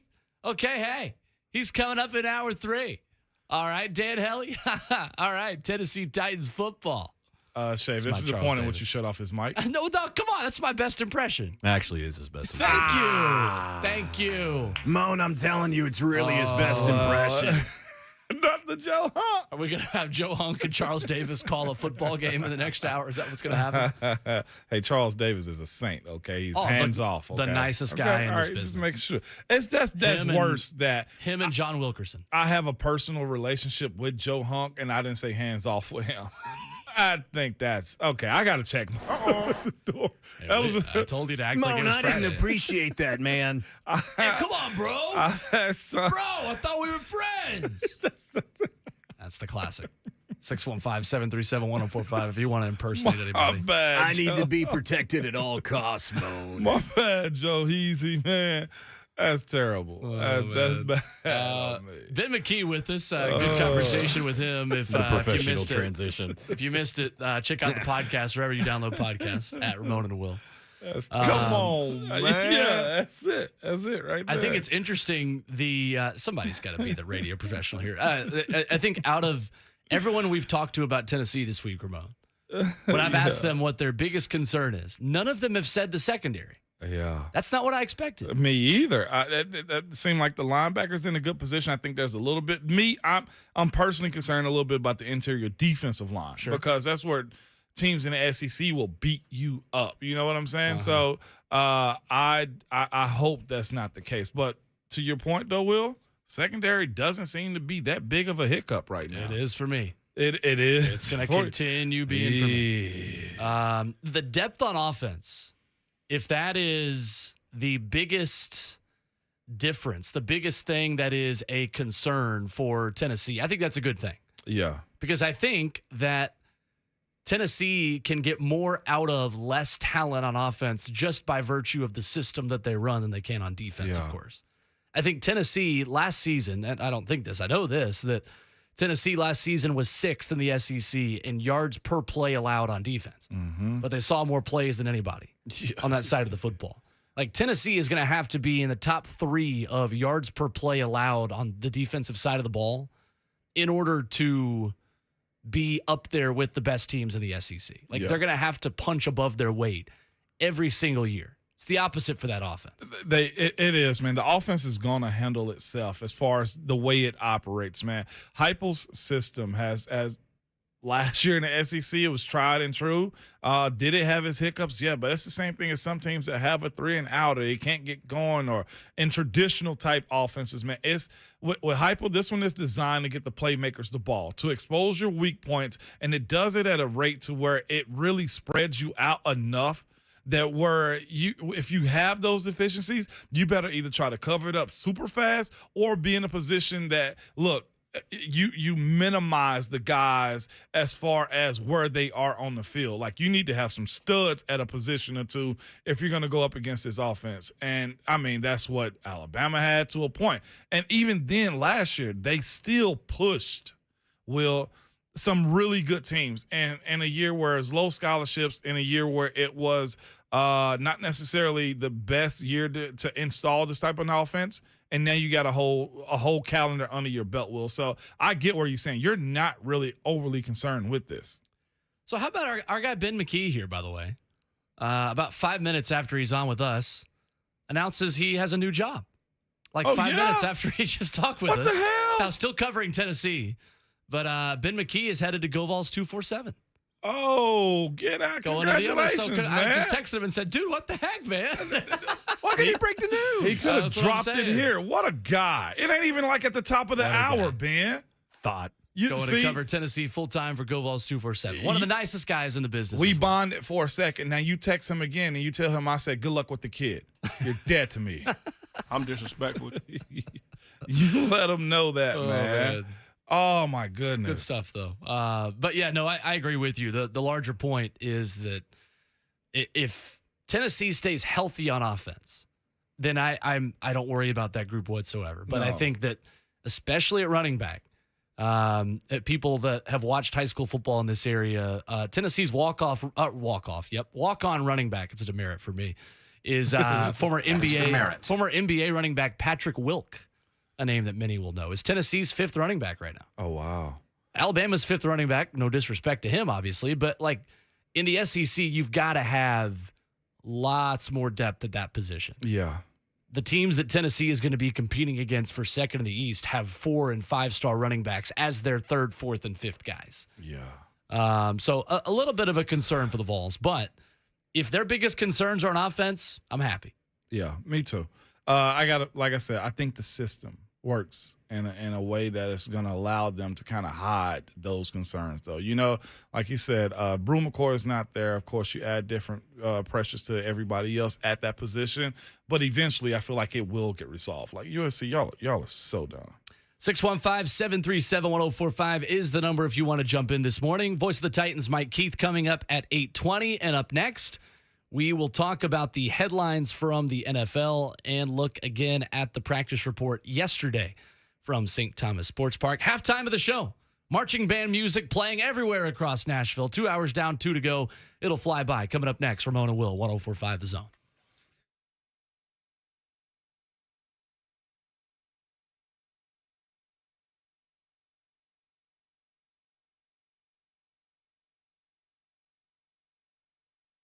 There are so many reasons to custom order your new Ford from Two Rivers Ford. Number one is that you know you're going to get the best price in town. Two Rivers Ford has always sold below MSRP, and they have continued to do this even with supply chains issues. At Two Rivers Ford, they've always believed in giving their customers a great, honest, upfront price, which is probably why Two Rivers Ford is now selling to the grandkids and great-grandkids of some of their original customers. The next reason is they have non-commissioned salespeople. At Two Rivers Ford, their salespeople are there to help you, not to pressure you. So you can call them, text them, go out and kick the tires. You can spend as much time as you want researching your vehicle. The Two Rivers Ford salespeople are paid to make sure that you have a great experience. And finally, Two Rivers Ford is locally owned. They've been around since 1983, and they take a lot of pride in being part of this community. And if you're like me, you want to purchase from a local business that you know is going to be around to take care of you after the sale, okay? They have an A+ rating from the Better Business Bureau. They've won Ford President's Award for customer satisfaction more times than I can count. And honestly, they're just great people. So give my friends at Two Rivers Ford a call. Toll free 800-900-1000 or stop by and see them in Mount Juliet, just east of the airport, or online at tworiversford.com. Two Rivers Ford, powered by Ford, driven by people.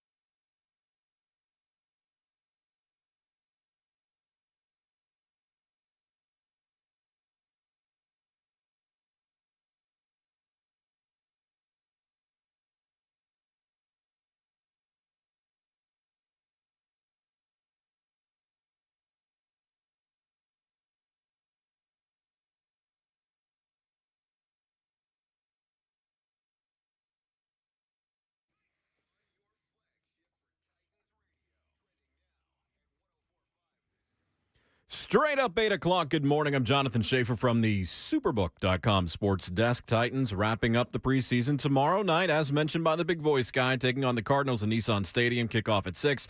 Mike Keith, who's going to join us in 20 minutes. Also, Dave McGinnis. They'll have the call courtesy of Titans Radio. Nolensville Little League defeated Pearland, Texas 7-1 last night to advance to the U.S. Championship game, taking on Honolulu, Hawaii. That'll be tomorrow. Josiah Porter launched a grand slam in the bottom of the first inning that proved to be the game winner. Porter rips this to center field. Carroll's going back. That's a grand slam.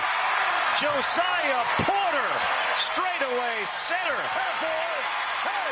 And there's an answer for Nolensville. Week 0 of the college football season. That is tomorrow. Austin Peay will go to Western Kentucky, 11 a.m. for that. Then Vanderbilt at Hawaii, 9:30 will be the kickoff for that one. College football, it's here.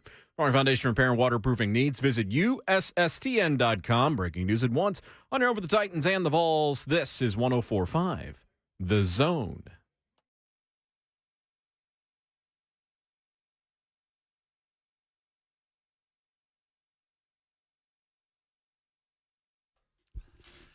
Hour number 3, halftime is over, and it's a Friday energy kind of show on Ramona Will, powered by All Four Seasons on 104.5 The Zone. Gang is all here. Jonathan Schaefer making the show happen. Vol for life and NFL veteran Ramon Foster to my left. My name is Will Bowling. Great to have you with us. Voice of the Titans, Mike Keith, brings us the latest heading into Titans and Cardinals tomorrow. And that's coming up in about 15 minutes. You can join us at 615-737-1045. We are all NFL, all Titans for the next 2 hours, Ramon Foster. Yeah, we are. As we close out the preseason tomorrow. Wow. We finally got game day here, man. I was telling Schaefer earlier, and you were in here, Will. I was talking to you, too. It was open conversation. I was like, it's starting to feel like it. And by it, I mean the fall. And because of that, I think I might pull out the fire pit this weekend, okay? Well, the fire pit's already out. Interesting. I'm going to mess around and just light a fire, man, if we're not too busy Saturday, man. I like it. Is it going to be cool enough? That's you got to manifest it into existence. If it hits like high 60s, woo. If you light a fire, then it'll cool off. Oh, see, there you go, Will. That's the way it works. Saturday is going to be a steamer. Yeah, 91 degrees, low of 70. Local weather on the 8s and traffic here on your 104.5 The Zone Nashville Sports Station. I guess I won't be lighting fire. Thank you. Either way, it's going to be a good we can still time, drink. Well, hey, now. It is almost flannel season, as my buddy calls it. Is it? Because, Brian, we all invited. The way that the address is set up, Shafe, is like 5 different spots, isn't it? Like, it's not one spot unless it's like we designate a spot for the like the random pop-up. Right? Yeah, that's right. Yeah. We'll get to that one, though. Well, that's the thing. Are we all invited? The answer is no. Respectfully, no. Disrespectfully. Yeah, to this one, no. Not We don't to have this time one. for that, man. Not this one. That's right. Will there be ones in the future? Yeah. This one, absolutely. nah. You know I'm all for the gang, too. I enjoy a good time. Yeah. The more, the better sometimes, man. So yesterday, Bengals and Rams getting into it at practice. That's been our question of the day at Ramona Will on Twitter. What started the Bengals and the Rams brawl? Wrong answers only. Yeah. So chime in there if you would like to. Interesting report from Mike Florio last night. The NFL has no jurisdiction over joint practices.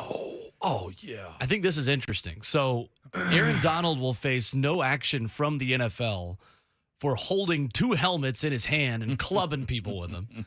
But only because the NFL has no jurisdiction over these practices. Pro Football Talk confirming the longstanding practice of teams themselves being responsible for overseeing conduct of players at practice, which includes joint practice. Not a lot of oversight going on there. No. I saw somebody, man, I respect. And there were 2 guys I respect, Ryan Clark and Jeff Schwartz, man. They were going back and forth. Jeff was like, this is assault. I'm like, it's practice. Like, this happens. The amount of degenerate stuff that happens in practice is normal. Coaches reprimand guys. Hey, you're done. Get out of here. Practice is over with. Like, that's it for those type of dudes, man.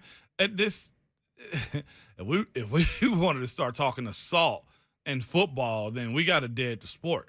You know, like even the Vontaze Burfict, Antonio Brown hit, like In game, there are rules like that. In practice, you respect the rules. Also in practice, there are fights. There are always fights that happen. There's running backs running down the field that just so happen to get knocked off running the ball down the field. And guess what? Nobody bats an eye to it. Like, there is an understanding when it comes to practice. It's never been an understanding that I'm going to charge you for a crime of being physical. What do football players always say when man, I love the sport. I love being physical. It's the one game in which I can inflict pain on someone and I don't get arrested.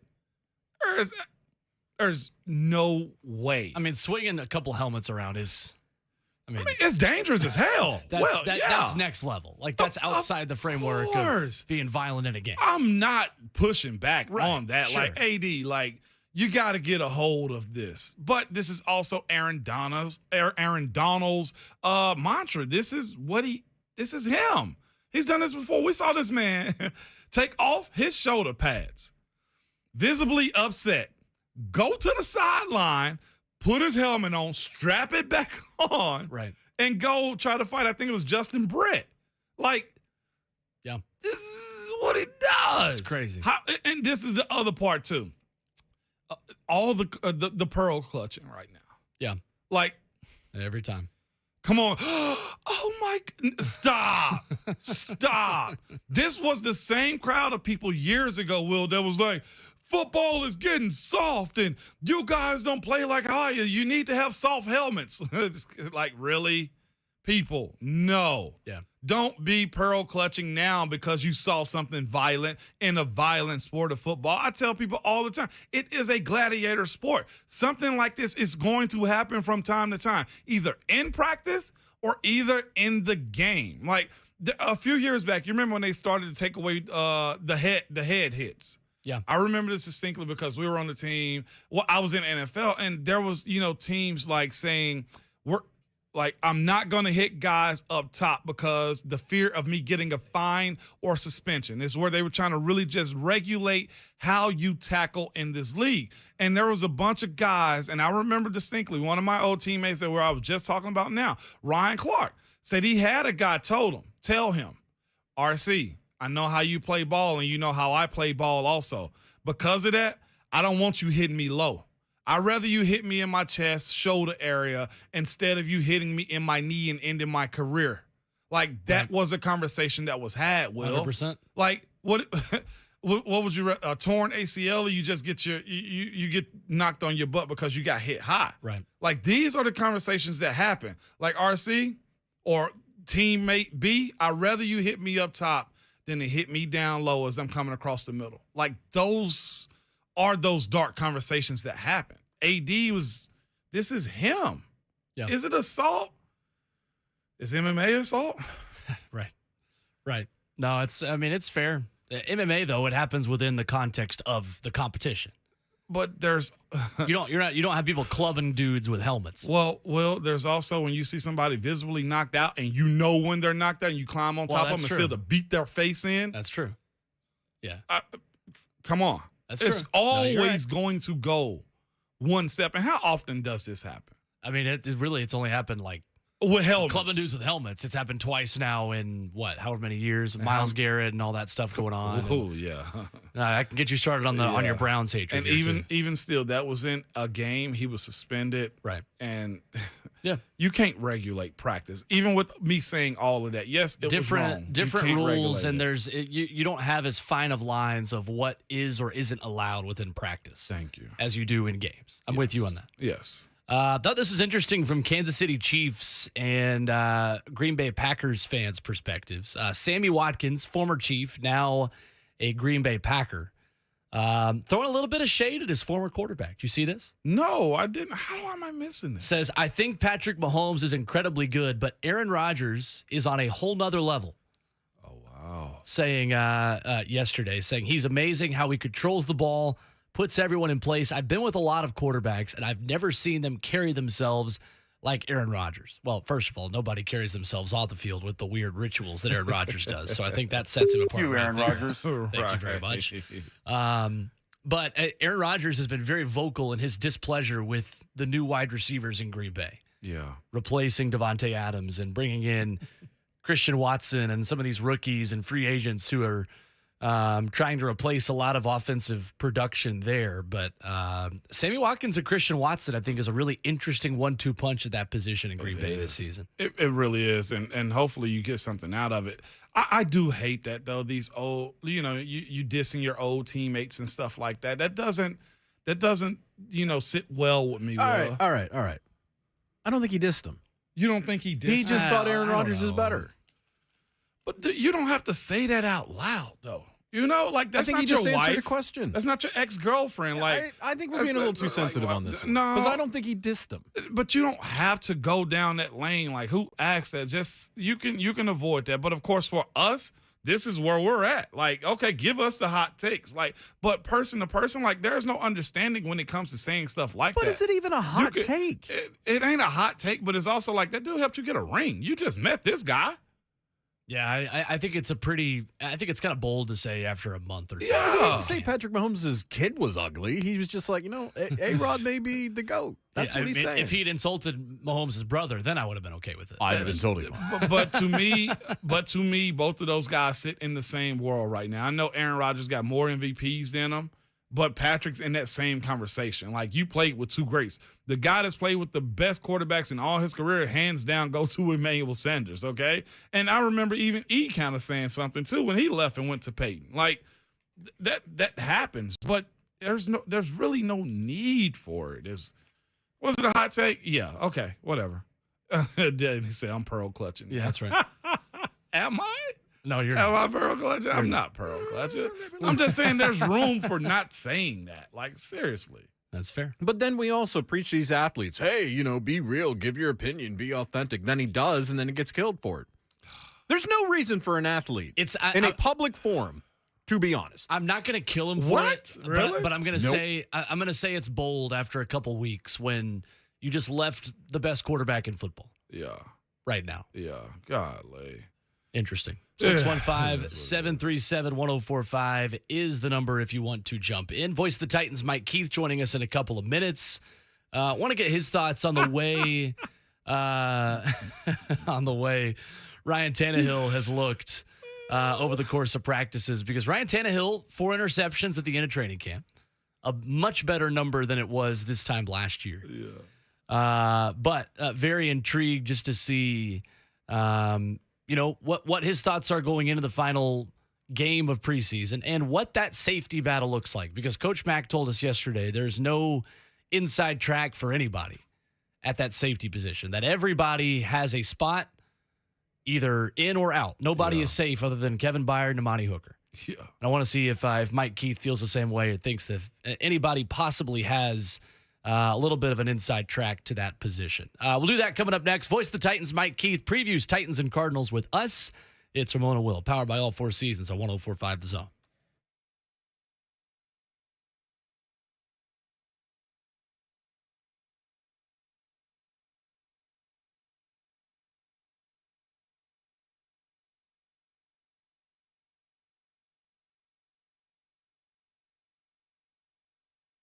Hey, it's Ramon Foster for my friends at Window Nation. Back to school time is here, and Window Nation can help you get an A+ in savings. Right now, get 2 free windows for every 2 you buy and pay nothing until 2025. I like to rhyme it, okay? But that's like free scholarship money. Use it towards your kids' school supplies or treat yourself, because Window Nation savings will keep on coming.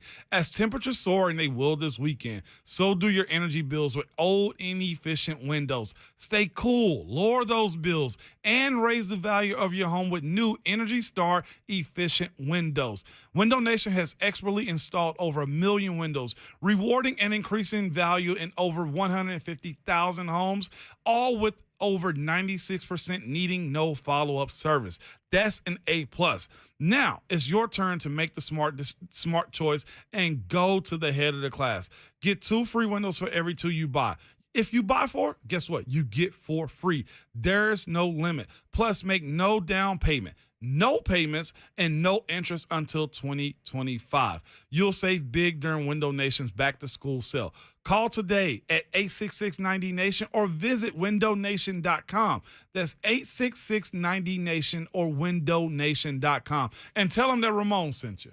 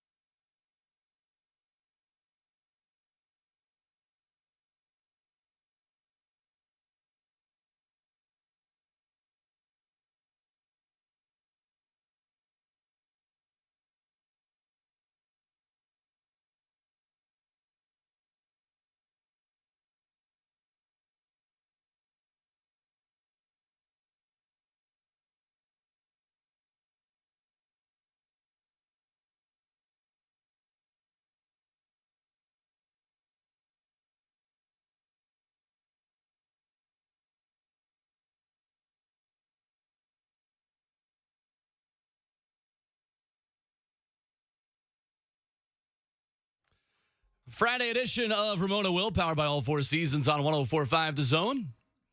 Titans and Cardinals tomorrow night, right here on The Zone, 6 p.m. kick for the final installment of Preseason 2022. Along with Ramon Foster, I'm Will Bowling. Great to have you with us as we go to the Mark Spain Real Estate Hotline. Joined by Voice of the Titans, Mike Keith, presented by Farm Bureau Health Plans. Need great healthcare coverage at an affordable price. Let Farm Bureau Health Plans coach you through it. They've been protecting Tennesseans since 1947. Mike, good morning. Good morning. Good morning. Looking forward to one final preseason game tomorrow in Nissan Stadium, and looking forward to seeing another John Overton Bobcat added to this Titans defense. What did you make of the Ugo Amadi addition of this Tennessee Titans team? Well, it tells you that they want to have more experience in the back end of the secondary, speaking of safety in the nickel position, than what they had. I think the Titans feel pretty good about the corner spot, particularly with some of the versatility they have at the corner spot, and some like Alani Johnson could certainly step in there. Greg Maben has played football before. I mean, you get the idea. They feel like they've got some guys, but you've got to have some versatility and you've got to have some availability. And where they are right now with some of the injuries they've had, they've not been able to really feel great about everything going forward, and they want to make sure they have their bases covered. And Ugo Amadi does that, in particular with his experience playing the nickel. And that is a position where you need to understand everything about it. The other part of it, too, is you better be a willing tackler because when teams see you in 5 defensive backs, you're obviously small. That's a good time to run the football. Mm-hmm. And you've got to have a willing tackler in that spot. Ugo Amadi is a very willing tackler. So, I mean, it makes a lot of sense when you put all the pieces together. The other safeties they've acquired really don't have that sort of nickel experience in their background, maybe not even that nickel skill set. Ugo has really, I mean, he's technically a safety, but he's really been a nickel in his career. He has some of that kind of honey badger technique to him in terms of what he does. And you know, it's a position in the game that is very specific in this day and time. So it's a big group of safeties battling for a few spots behind, obviously, your starters in Amani Hooker and Kevin Byard. Mike, in your estimation at this point of the process, are any of those guys safe at the moment behind those two, or is this just an open competition between these 5 or 6 guys? Well, I think it's a difficult question to really answer based on one thing, is we don't know the health of some of the guys. Right. And so you're moving towards a point. Remember this, you've got to be down to 53 by 3 o'clock on Tuesday. But if somebody's going to be IR'd, they have to be part of that 53 going in. So they can't be IR'd until the next day. If you IR them before the 53, then they fall into a completely different set of rules. So if you're going to IR them to return, they have to be on that initial 53. So, you know, I think they're obviously battling. They're obviously figuring it out. The other part that you get into is first-week rosters are often quite different because if a vested veteran is on the roster during the first week of the season, their salary's guaranteed. Yep. So you're in a situation where you're looking at where are these players in terms of their numbers of vesting. You know, do they have the requisite numbers to be in that pool? And the other thing that you see too, Will, is you factor in your opponent for the first week, knowing what you're going to need, and then you also factor in that you can sign guys in week 2, and then you only owe them on a week-to-week basis. And so there are a lot of pieces to this puzzle. I don't think we'll see the actual Titans roster necessarily until week 2 for what it's going to be going forward. So there's going to be some, you know, there's going to be some flipping and flopping trying to figure out how it all fits together. Because also remember, this is a team that doesn't have a fabulous amount of cap room available right now. So it's an answer to your question, Will. I don't know that it's really a good answer. No. I don't know. I don't know that there is one at this moment with all these sort of hieroglyphics that you have to factor into this process. It's the beauty of training camp. That's right. It is, right.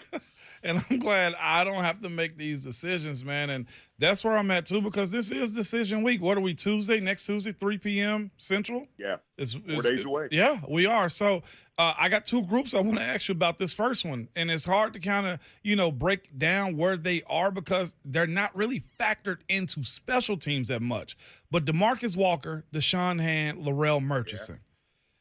Got history here with Larrell, okay, and the other two are, vets around this league. Where are you at with these young fellas? Because they're still pretty much around the same age. Yeah, it really is. And, I think they're going to maybe have an opportunity to get a phone call on one of those defensive linemen with somebody not wanting to have them go to the open market. That could happen. But if that does not happen, they're going to end up cutting somebody who's going to play for an NFL team in the defensive line. It's the most complete group John has had, and John and Mike have both admitted that this group has done well, that they have given great competition. Like Walker's a guy who won part of the off-season program, and sometimes in those cases, what you get into is you're like, oh, well, great, he worked out hard, and then he comes in and he doesn't play that well. Right. That does happen. This guy has met the standard even through August 26th. So, I mean, he's done exactly what they wanted him to do. That's come in, get in good shape, and play well. Hand has come in, gotten in good shape, and played well. They put a challenge to Tart after Baltimore, and he has responded with his effort. Murchison is very versatile. He has not shown up as dramatically at times and has had some injury history, but he is a very versatile player up and down the defensive line. And the other thing, too, is we really haven't seen Danico Autry. Right. So I think, that's probably more about pacing than anything else because Danico Autry's not a young guy and you know what he can do. You just want to have him show up on September the 11th at 3:25 against the New York Giants. Yeah, the defensive line, there's some big choices to make because in terms of overall numbers, it's hard to see how you could keep them all. I know, and they're all justifiable. If one made it and the other didn't, Mike, which is why we're not in that front office, you go, yeah, okay, I get it. Sure. But you've got to pick which ones, and you've also got to pick which ones can help you the most early in the season. Yeah. There's another trio that we got to go to on the defensive side of the ball, too, and I hope I'm not stealing Will's thunder here by bringing this up, but that's all right.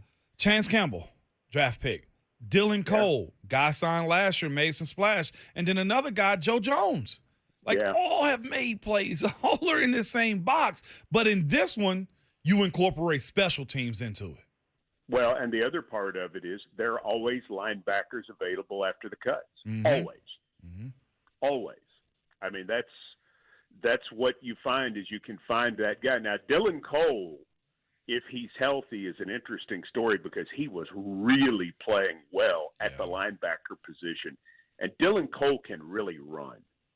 That's the part of his game that factors in that he has an advantage over others because he can move. He has a history of injury in his career that has slowed him down.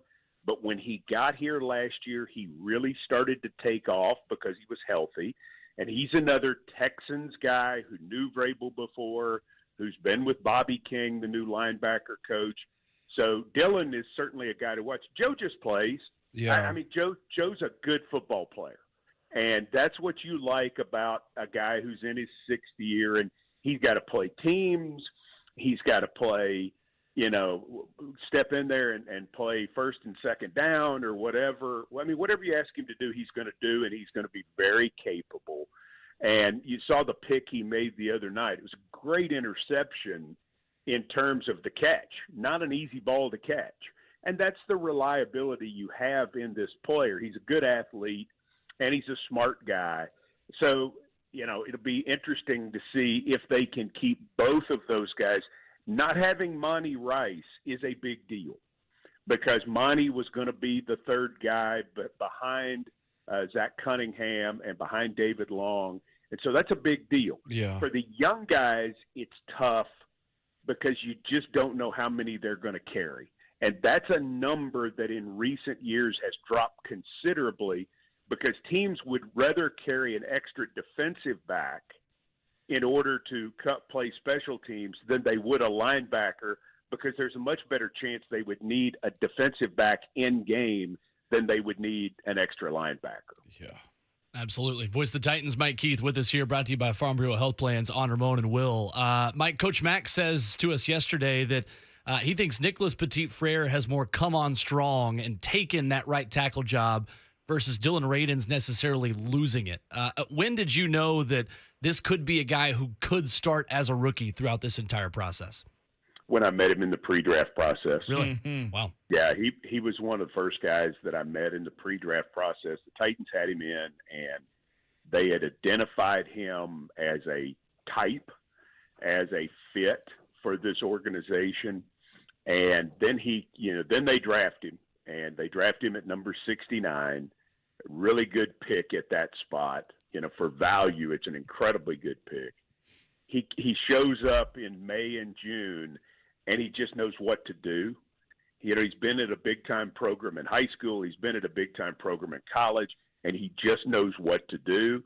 And then he likes the physicality. You see that in pads. And so while Dylan started ahead because he was the returning guy, Nick just kept coming on. I mean, they couldn't ignore it. And he's still by no means a finished product. There are things that he does wrong, but I would equate it almost to why they would put Aaron Brewer in games 2 years ago. Yeah. When in doubt, knock the crap out of somebody. Yeah. That's what this game still is. When in doubt, hit somebody.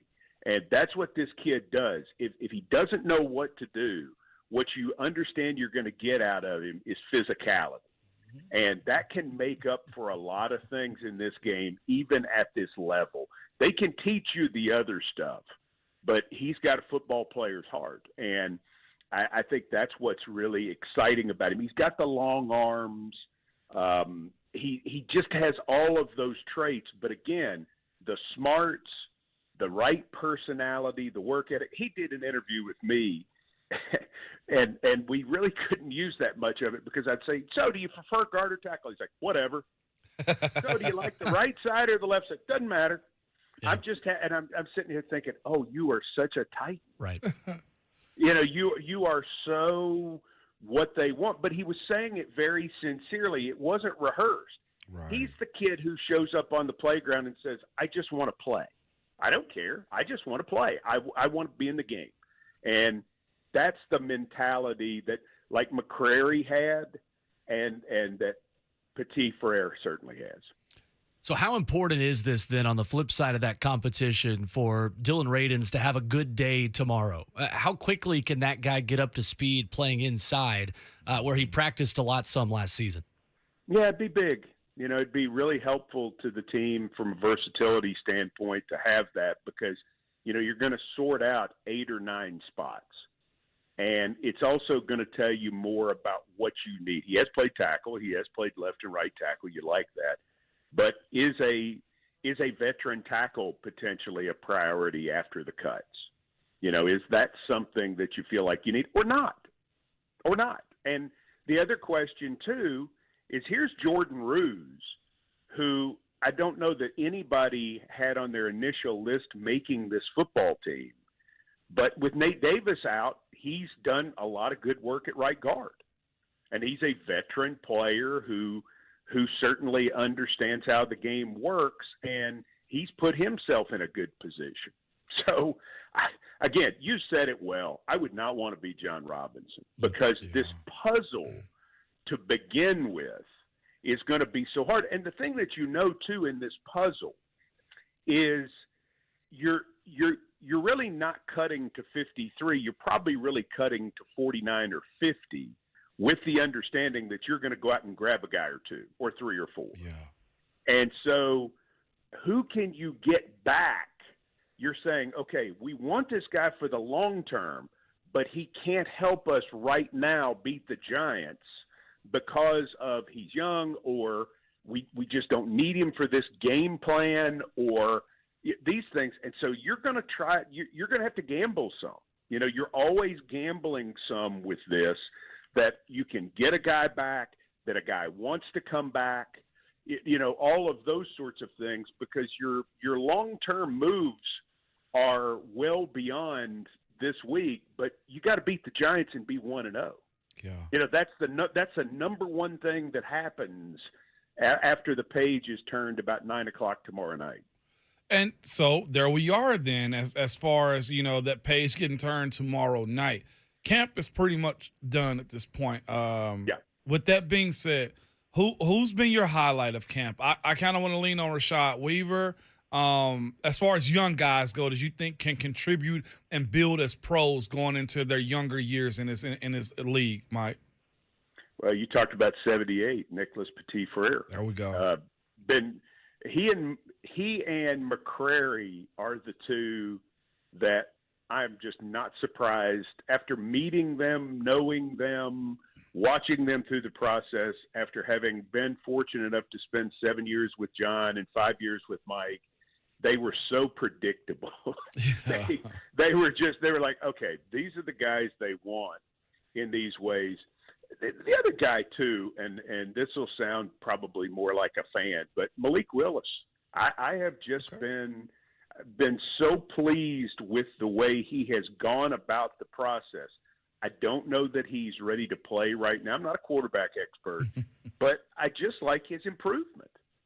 You know, there was a day early in camp he was in a period, and I don't know that he completed a pass. And they didn't look good. You know, it was like, okay. And you have every rookie have that. How do they come back? And one of the day against the Cardinals, I mean, Rhett Bryan pointed it out. It might have been his best day.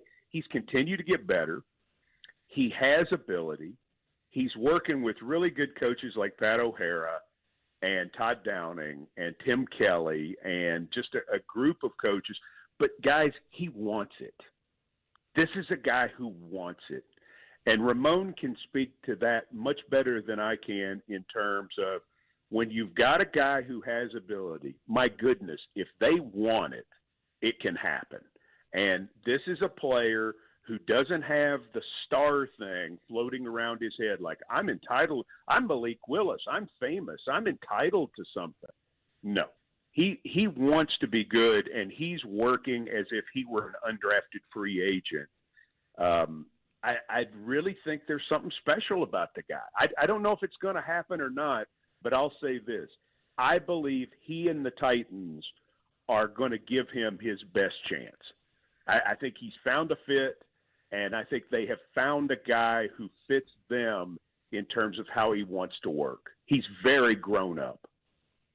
Love it. Great stuff from Voice of the Titans, Mike Keith, brought to you by Farm Bureau Health Plans. Need great health care coverage at an affordable price. Let Farm Bureau Health Plans coach you through it, protecting Tennesseans since 1947. Always good to catch up with you, my friend, and enjoy the final preseason game tomorrow. Absolutely. Thanks.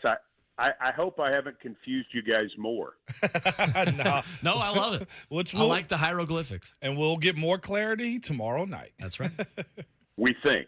That's right. Thank you, Mike. See you guys. See you, Mike. All right. There is Voice of the Titans, Mike Keith. We either get more clarity or much more confusion. And that's a good place to be as a team, Will. Like, if you don't know, if we don't know, then that means the competition is good. That means the quality of play is a little bit better than we expected it, and that it should be like that, though, Will. So I love it. Coming up in the final hour in a couple of minutes, we're going to give our hot seats and the guys that are maybe a little comfortable sitting on a throne versus a hot seat before we make our final 53-man roster prediction at the beginning of next week. But when we come back, one kind of walk-off quote right there from Mike Keith that I think was very interesting that I want to go deeper on here in just a minute. So Ramona Will, powered by all four seasons, 104.5 The Zone.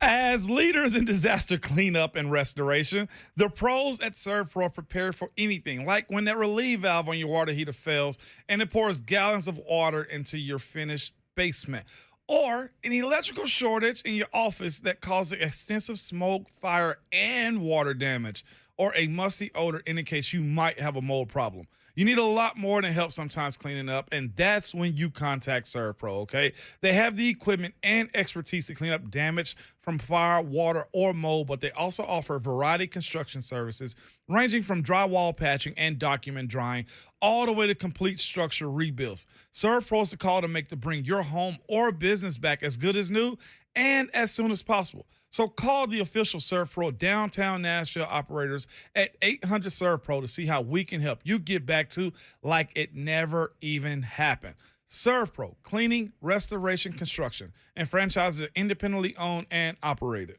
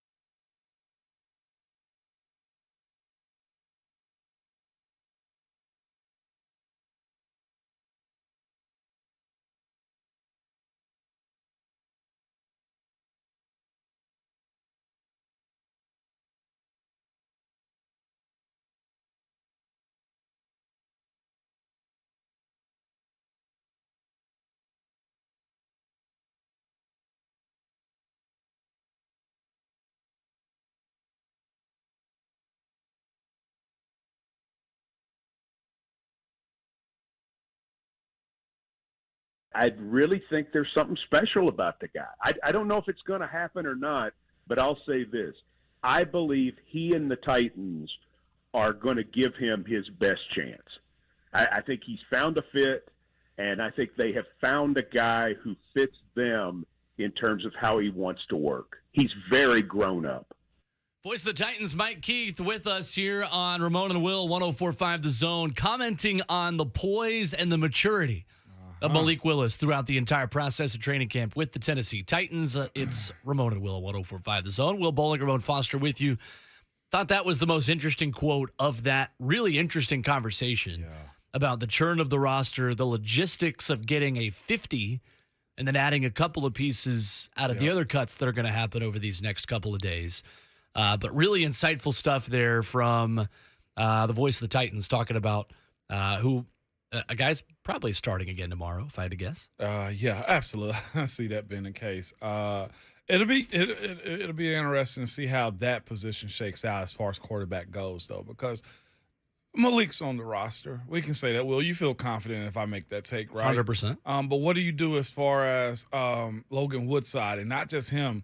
Those positions that we spoke of earlier when I asked Mike, who do you feel comfortable with this defensive line as far as the young guys go? DeMarcus Walker, you talk highly of him. Deshaun Hand is another guy, and Laurel Murchison, who's been tried and true here, at least has made some plays. And then on the defensive side, Chance Campbell has been a pleasant surprise to me. Sure has. For a low-round guy, man. But also knowing Dylan Cole and Joe Jones continually makes plays. He just does, man. But those are some tough decisions. And that quarterback position, as far as Malik being number 2, and do you just really get rid of Logan Woodside and try to sign him back on your practice squad? I feel better about the depth the Titans have competing for these last spots, I feel like, than I typically do. Yeah. Felt that way about the wide receivers a season ago. Didn't end up really being emblematic of the way the season went. Because last year, you'll remember, you had Marcus Johnson, Chester Rogers, Nick Westbrook-Akina, Racey McMath, a lot of bodies fighting for about 2 spots. Yep. More of them ended up playing because of injuries to some of those guys. But still, I think the defensive discussion is really interesting this year, and particularly at inside linebacker, like you mentioned. Mike said it as one of his biggest concerns right now about this team is the absence of Monty Rice. Yeah. That third inside linebacker. I think that, coupled with his analysis of, that's right, has to miss the first 4 weeks of the season. That analysis, coupled with what he said about the dime package and having so many defensive backs on the field. Yep. We talked about this off air the other day. It seems like the Titans are trending towards being more defensive back heavy in their third down sets, in some of those base sets that they run. And in order to do that, you have to be a willing tackler. Is what he said, and mentioned that Ugo Amadi is a very willing tackler. I think you and I both agree that Ugo Amadi is here to be a backup to Elijah Molden, more so than he is to be a backup to Amani Hooker or Kevin Byard at the safety spot. And him saying this, coaches always kind of say, everybody got something dirty about their job. Quarterback got to stand in the pocket and take hits at times. The offensive line got to get out in space and run. And for guys like Amadi, you got to get out and be physical since you're a smaller nature guy. Running's no issue for you. Covering people, no issue for you. That point to be made was, look, if you're right-minded and you got to be in this defense, that's why you go seek guys out like him. You know what I'm saying? Like Ugo Amadi. That's why you have Kevin Byard. That's why you have Amani Hooker. Like, they're going to be in positions. And me personally, Will, I'm going to reflect back on last year a little bit in the games they end up losing. Let's go specifically to that friggin' playoff game in general. If I'm a team reviewing film, my one of the first tapes I'm watching is the last game. That's who you are. That's what you ended the season with. And watch how you were attacked through the air. You got to go get guys that can cover also and be in coverage, Will, and stop those chunk plays. And the more bodies you have that are also willing to tackle at the defensive back position is why you explore these options. So when Mike said that, it kind of, light bulb goes off a little bit like, that makes sense. How are teams going to try to attack the Titans? Quick through the air. What do you need more of?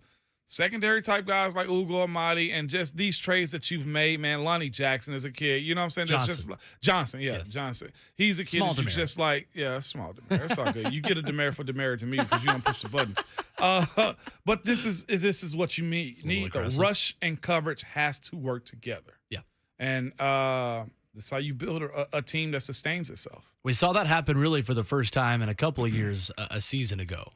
2020, the rush and the secondary did not work together because there was no rush. Nope. It was all secondary and no rush. Last year, the Titans bet on the fact that these young defensive backs are going to grow up quickly with an elite pass rush in front of them. Right. And they were right. Oh. Now those defensive backs aren't quite as young. And this league is all about value and making the most of your players while they are on rookie contracts. Yes, sir. You got a heck of a lot of defensive players that are on rookie contracts. That is the lightning bulb of, all right, this defense needs to overachieve a little bit based off of the money that they are spending at the back end of that defense. 615-737-1045 is the number if you want to jump in. Up next, final hour of the show, fourth quarter of the week. Four's up, ladies and gentlemen. Keep one hand on the wheel. Let's keep it between the navigational beacons. But other than that, fours in the air for a final hour of the week where we give our bubble watch for the Tennessee Titans 53-man roster. Come on back. One more hour. Up next, Ramona Will, 104.5 The Zone.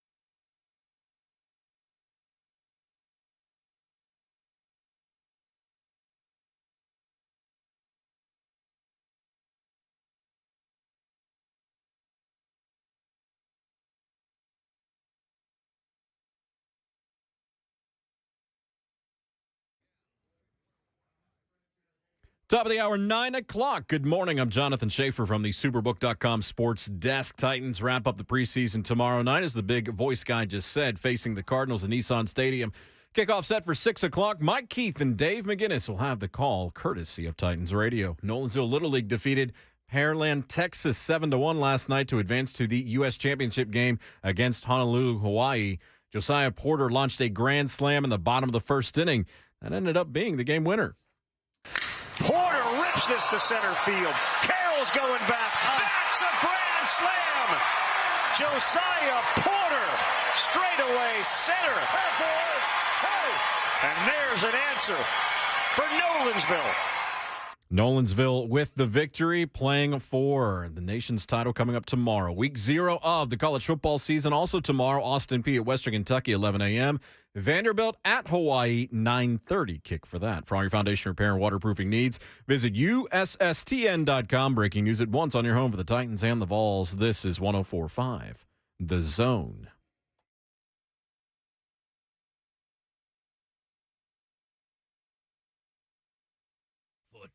Football. One more hour, ladies and gentlemen. Football.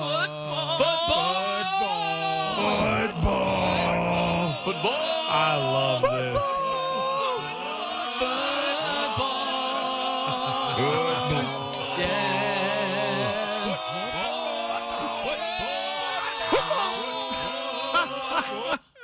If you're wondering how we're doing this morning, that's how. Football. Football. No further questions this time. It's Ramon and Will for one final hour of the week on 104.5 The Zone. We are powered by All Four Seasons Garage Doors here in Nashville. Jonathan Schaefer behind the glass yelling football nonsense at me. Ramon Foster to my left. My name is Will Bowling. Not one lie told. Jonathan Schaefer, I'm going to call foul on you this morning for one thing that you've done. I don't care. You did a Joe Hunk impression this morning. Yeah. Uh-oh. Mm-hmm. It was great. On his birthday. Today's Joe's birthday? Today's Joe Hunk's birthday. Happy birthday, Joe Heasy. Hey, Joe, happy birthday, man. A little bit of Hunkception there. There's nothing better. That's Joe Hunk Inception. Than having a birthday on Thursday or Friday, man. Oh, the best. Look, the Oh, only my slack we gosh. give on this show is the one that we use to prepare the We show. communicated. That's right. It's the app. That's right. 615-737-1045 is the number this morning. Hey, shout out to Nolensville Little League. Haven't talked about them today. Headed to the U.S. Championship tomorrow afternoon. Rematch with Hawaii for a chance to play for the Little League World Series. Yeah, man. Hawaii's nice. They are good. We know, me and my family, of course, we're invested in baseball, right? Absolutely. You and me both. Yeah, Go Braves. we're invested in it big time because the kids play. So watching it has been very interesting to us. But we knew Nolensville was going to rally last night. Absolutely knew it, man. And that team's been consistently good as of late. They beat my kid 2 years ago. Okay. For it. Is it 2 years now? Golly, yeah, it is. 2 years ago. Time flying by. It does. They had a solid team. They had this kid with this wicked sidearm submarine throw. Oh, wow. My kid ended up missing that game though, which is kind of crazy and weird. Either way, Nolensville has a machine right now. I'm just gonna throw it out there in a friendly bet, okay, in a friendly competition, and it's actually more heated than you think. Goodlettsville, come on, baby, come on, baby. Shafe, you know what I mean? Like, it's always come Goodlettsville on, and baby. Nolensville. They're the two best in the state. Every time. They really are That's when right. it comes down to this little league stuff. Like Goodlettsville, hey, I don't know what they got going on in Nolensville, but y'all got to come on with it now. I had a ton of friends growing up who played for both of them. Did what? Oh, Yeah. for Or not, both. not like not yeah, both like teams. not teams that guys I that was played about for to both. say, how the but hell they pulled it out? I knew a lot of people just growing up here that played for one or the other. And remember the last time that Nolensville team went on a crazy run, I want to say it was 2014. Yeah. And I was still living here at the time, and I had a lot of friends that were there, and we're headed to Brentwood Academy tonight, and a lot of those guys were on at CPA. Yeah. I knew a lot of kids from CPA that were on those teams. Actually, if you heard of the, I think we've talked about this the other day, but my buddy Connor Smith, who went to Brentwood Academy, country singer now, touring with Thomas Rhett Hey now. over the past few months, who went to BA with me. He was on the Nolensville team that went to Williamsport. Get out. That's right. Has Nolensville actually won it all? Because I know that's Goodlettsville definitely going to let you know, but we won the entire Tennessee thing. won it in 2014, didn't they? That was Goodlettsville. They won the U.S. Oh, was it really? They won the U.S. in 2014. Yeah, I know Goodlettsville. Tennessee won it. Was that Goodlettsville? Yeah, I'm pretty sure. I don't think Nolensville won it all, have they? I don't think so. Not recently. But we got involved with it because we play baseball. Our family does, and man, let me tell you, the two best teams in the state, hands down, it comes out of Nolensville and comes out of Goodlettsville. Yeah. So it's whichever one wins it is the one that's going to Williamsport. Interesting. Yeah. Apparently, the 2014 one was not Tennessee, and whoever won it had to vacate it. What? I know you could vacate a Little League World Series title. They used ineligible players. The transcripts wasn't right? I guess so. RJ must have played on that. I wasn't my kid at this time. But they take a whole. 2012 was Goodlettsville. You're right. That's the last 2012 one. is the year I'm thinking of. Nolensville continues to get That's there right. and My beat mistake. Goodlettsville. That's but right. the Goodlettsville team was the last ones to win it. So that it's so cool. And then there's so much talent in Middle Tennessee and Tennessee in general, though. So it's only right that it's like that. But I enjoyed. The parents fully enjoyed. They're embedded in it. Listen to me. Yeah. It's deep. Yeah, it is. It's a tough competition. Listen to me. Yeah, no, that's what I'm getting serious. Listen to me. It's deep, man. Tell you what, like baseball in the state of Tennessee is really good. Yeah, it is. At the high school level, you think of Farragut High School in Knoxville, always churning out stars.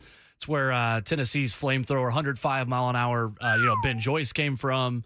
That's where Nick Senzel came from. Now starting for the Cincinnati Reds in Major League Baseball. You think of the Delmonicos, Simcox, a lot of big names that have come through Tennessee baseball came from Farragut. But Middle Tennessee baseball is pretty good too. But that's also lends better itself. at that level. I mean, let's think about this though too. When you got good teams around professionally and college, it makes those kids wants to be involved in it too. Vandy baseball, let's just throw that out there. Has kind of set the standard. Yeah. And you're right here in the state, in the area. Demerit. And you have a lot of kids who are striving for that scholarship to be around Corbin. And then you mix in now UT with that also. And it just it pushes it out a little bit more, man. So I'm really it's fun to watch it grow. Recruiting across the state has actually picked up too. So yeah, good to hear. Tyler on YouTube also adding Spencer Strider went to CAK in Knoxville. See? I've got a buddy. One of my best friends in college was good friends with Spencer. One of my fraternity brothers from UT said Spencer's just a hilarious dude. But yeah, a favorite of the Atlanta Braves. Spencer's scheduled to start tonight. Oh, yeah. For the Braves against Jose Quintana and the Cardinals. Nice. Not that I was prepared to give that information. No, you knew it. Just so happens, just something you picked up along the way, huh, Will? 615-737-1045. Cousin Joey hanging out with us this morning on the phone lines. What's going on, Joey? What's Good up, morning. Joe? What's up, fam? Ramon, Will, Shay. So I'm calling in today because, I'm a recent enrollee up there at APSU. And I just wanted to give a shout-out to my Govs.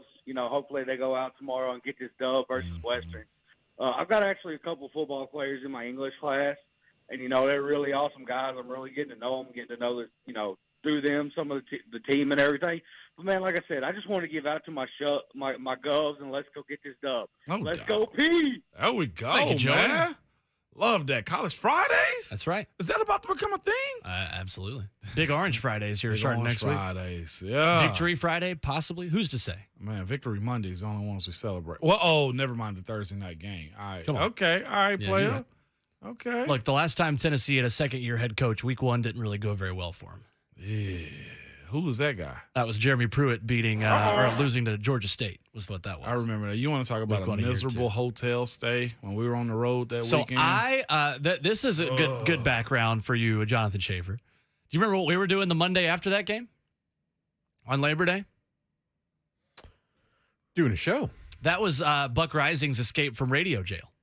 That's right. Me, that was, you, and and the three Buck. of us. What do you mean? Jonathan Schaefer was the lead host, and it was me, Schaefer, and Buck on the Monday after the loss of Georgia State. And what I thought was going to be like, here, we'll sit on the couch and let's have therapy. It was them laughing at my despair. It was pretty great. For literally 4 hours that morning. Yeah, I forgot that Buck was let out of radio jail. That was the first time I had done a morning show at that point. Wow. Yep. And so that was Labor Day of 2019. I had started at the station like 3 months before. God. And you and Brad Willis were just like, yeah, you just come in and do a show in the morning with Buck and Schaefer. And I was like, oh, it's so early. It's so early in the Now morning. look at you, a full adult out here, man. Proud That's of right. you, Will. That's right. Nope. No. Whatever compliment you give Will, he's sticking with it. Like you said it, I keep it. Absolutely. Freaking bum. As I should. Bum. Coming up, we give our bubble for the Tennessee Titans 53-man roster. So we kind of wanted to do an exercise here, Ramon, of the before and after the final preseason game. Yeah. We didn't want to give the entire 53 today. Right. Because there are still a lot of question marks. There's still a lot of things that we don't know about this team. As far as some of the new faces, we haven't seen Ugo Amadi on the field in a public setting yet. Yeah. We really just saw him yesterday in a couple of drills, and media not out there filming quite as much yesterday. But Monday morning at the 104.5 The Zone Golf Classic, we will be giving our 53-man roster. But today we give you the names that are on the bubble or that we think are safe or on the hot seat. We've got a lot of names. We've got a lot of names on this list. Yes, you're right. I'm not laughing at the names. Go ahead. Vandy Eli in the zone chat. Is Vandy fight day tomorrow going to be the first undefeated SEC team? Oh, gosh. Raise the banner. Raise the banner, Vanderbilt. Look, I mean, it's not wrong. It's not wrong. 9:30 on CBS Sports. Speaking of that, watching the Nolensville game last night, okay. and a lot of the parents wearing Vanderbilt A T-shirts. black and gold team that's winning in important games. Sorry, that was a low blow. You done?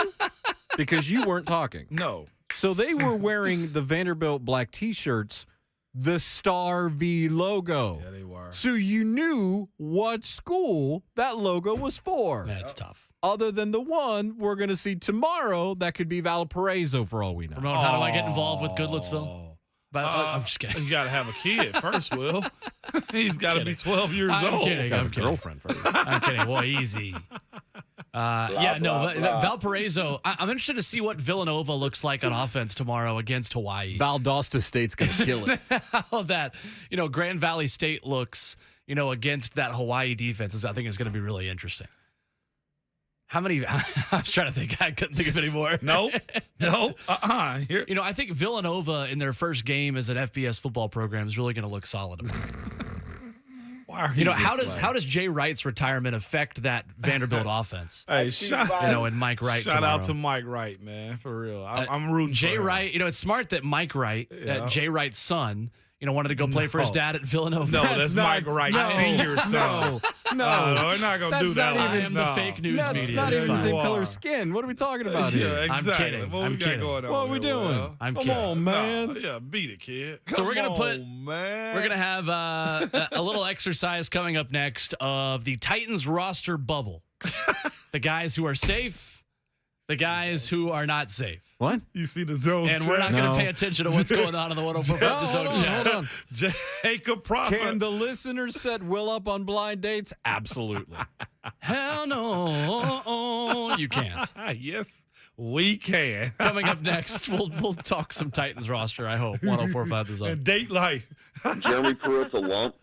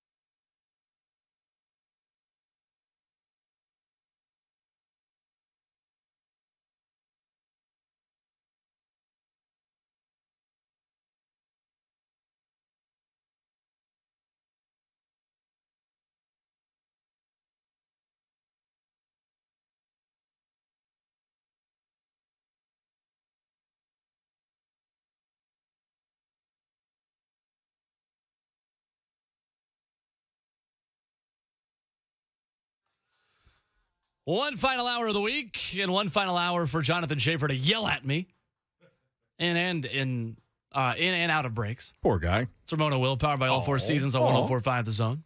Let's go to the phone lines. Andrew in Portland. Hey, Good morning, Andrew. Good morning. How are you? I'm just great, William. Welcome to the show. Thank you, sir. I have a little bit of advice for you since I hear you are girlfriendless. I want to give you a couple of options, and they're matches made in heaven. So first of all, it's my understanding that the great Will Bowling invented this Zone TV. In the chat room every day, there are numerous options for the best adult dating sites out there. And now that you are an adult and you're in the big boy chair, that's an option for you. Thank Obviously, as a child, it was not an option. Wow. But secondly, and probably more importantly, it's my understanding you like the pumpkin lattes. I do.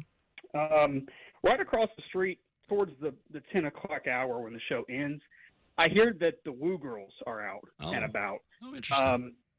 I think that Woo Girls love pumpkin too. Interesting. So maybe after you have your pumpkin latte, you go over there and you get a pumpkin brew, and you get up on their little pedal tavern, and you just holler "woo woo woo" down the street. Those are your options, man. They're right there in front of you. Match made in heaven. Y'all have a good weekend. These are great options. Thank you, Andrew.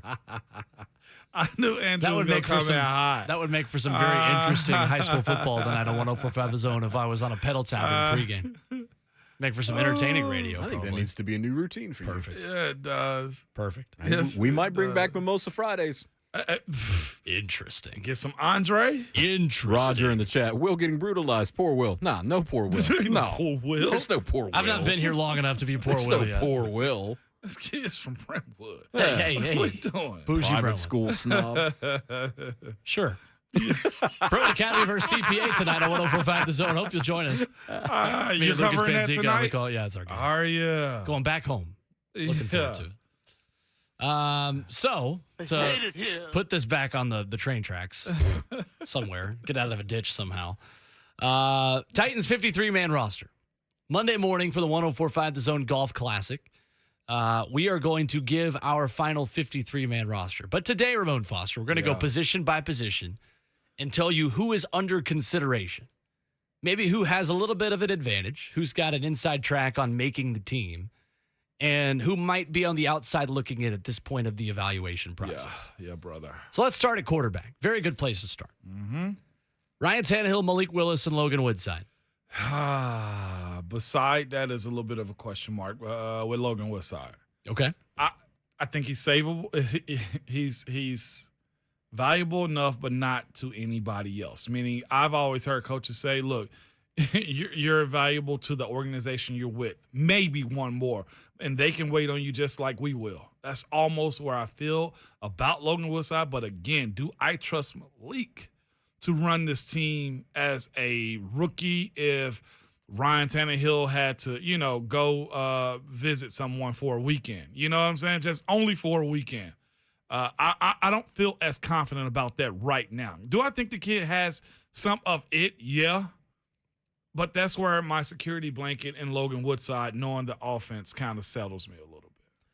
I think Malik Willis is quarterback 2 at this point, but I think you feel confident about Logan Woodside sticking on this team's practice squad.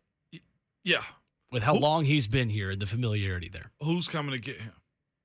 Arthur Smith is about the only one I could think of. Logan Woodside, right? Literally, Atlanta is the only team I think that would have serious interest based on past coaches who have been here and worked with him in the past. Unless Logan has that option of saying, I'll go to whatever team wants me next. Right. Like, that's the only situation in which that could happen. Sure. And I don't know if that's to be his mindset and type to do that. Yeah.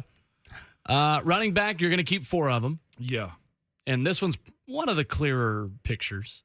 I think this team wants to keep Julius Chestnut on the practice squad with the way that he's running camp. Mm-hmm. But you're looking at Henry, Haskins, Hilliard, and Carter. Yeah. At that point. I got no pushback. Perfect. I'm talking about none on that one.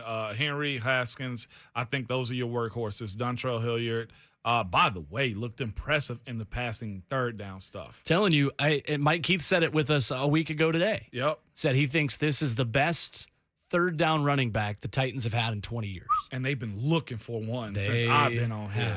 Yeah. since Deion Lewis kind of disappointed over the span of that deal. What was that? Not great. Oh, hey. Not great, Bob. Offensive line. I've got 9 offensive linemen in the mix right now. The guys who are under consideration for the final spots, Jamarco Jones, likely safe based on the money they gave him in the offseason. Yeah, but I would think so. I don't think it's 100% decided. Corey Levin, Jordan Roos. Yeah. Are the guys I have that are safe behind the first 5 and Dylan Radins as your 6th guy. I'd almost trade out Christian DeLauro for Jordan Roos. Okay. I don't think there's a huge difference, but I like Christian DeLauro. I'll be honest with you. I think if there's a position where the Titans are going to go to 50 guys total and bring in a veteran retread guy from somebody else that doesn't make the team. Yeah. AKA Dennis Kelly. Dennis Kelly working through a knee injury, having knee surgery earlier in camp, a minor procedure. Yeah. If that guy doesn't make the roster in Indy and is cut loose, every Titans fan's going to be calling us saying, why don't we just get Dennis Kelly back? Yeah. I don't think there's anything wrong with saying that either. You get a tried and true guy that's pretty much in his same offense to a sense, or he understands the Tennessee Titans ways of doing business. So I can see that being the case.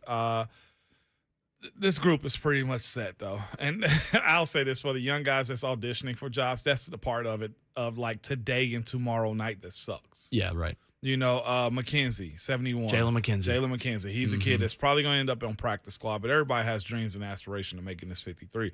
Again, I can't say I feel sorry for him because I don't, because this is just a business. I went through this, Will. Sure. And most of these guys will land somewhere, though, at some point. Wide receiver is interesting, but I don't think it's as up in the air as it was this time last year. I think the Titans keep 6 wide receivers, and the 3 that are in a battle for the final spot are Des Fitzpatrick, Mason Kinsey, and Cody Hollister. Yeah. Des Fitzpatrick has the advantage, but there's also a possibility that only 5 of those guys make the team. You're looking elsewhere. You're trying to push those guys into the practice squad. I just think they really want to motivate Des Fitzpatrick to play up to the level they think he can play this season. All the time. All the time. All it's the the time. consistency for him that they're really looking for, because at his best, I think they really evaluate him highly. They want him to be closer to his best on every given play and to help out in the run game more as a willing blocker.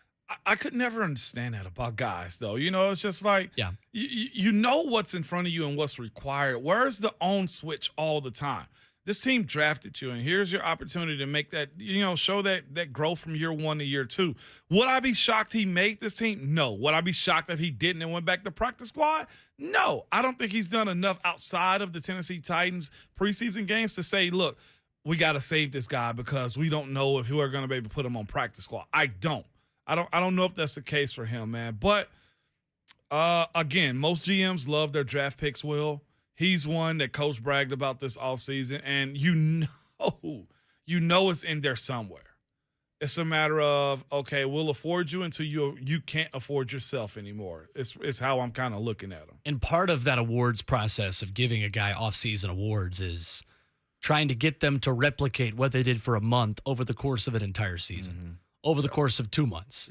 And you know, motivating them to continue to fight for accolades like that. I don't read a ton into those, you know, just like Mike Keith said with us in the last hour, that plenty of times you see guys win off-season awards like that and it doesn't translate to the field when it matters. Yeah. I don't read much into it, but the fact that Des Fitzpatrick was that guy further, you know, enforces the fact that they're trying to motivate him to be more consistent. Yeah, no doubt. And that's a small way that they shouldn't have to do that is what you're saying. Right.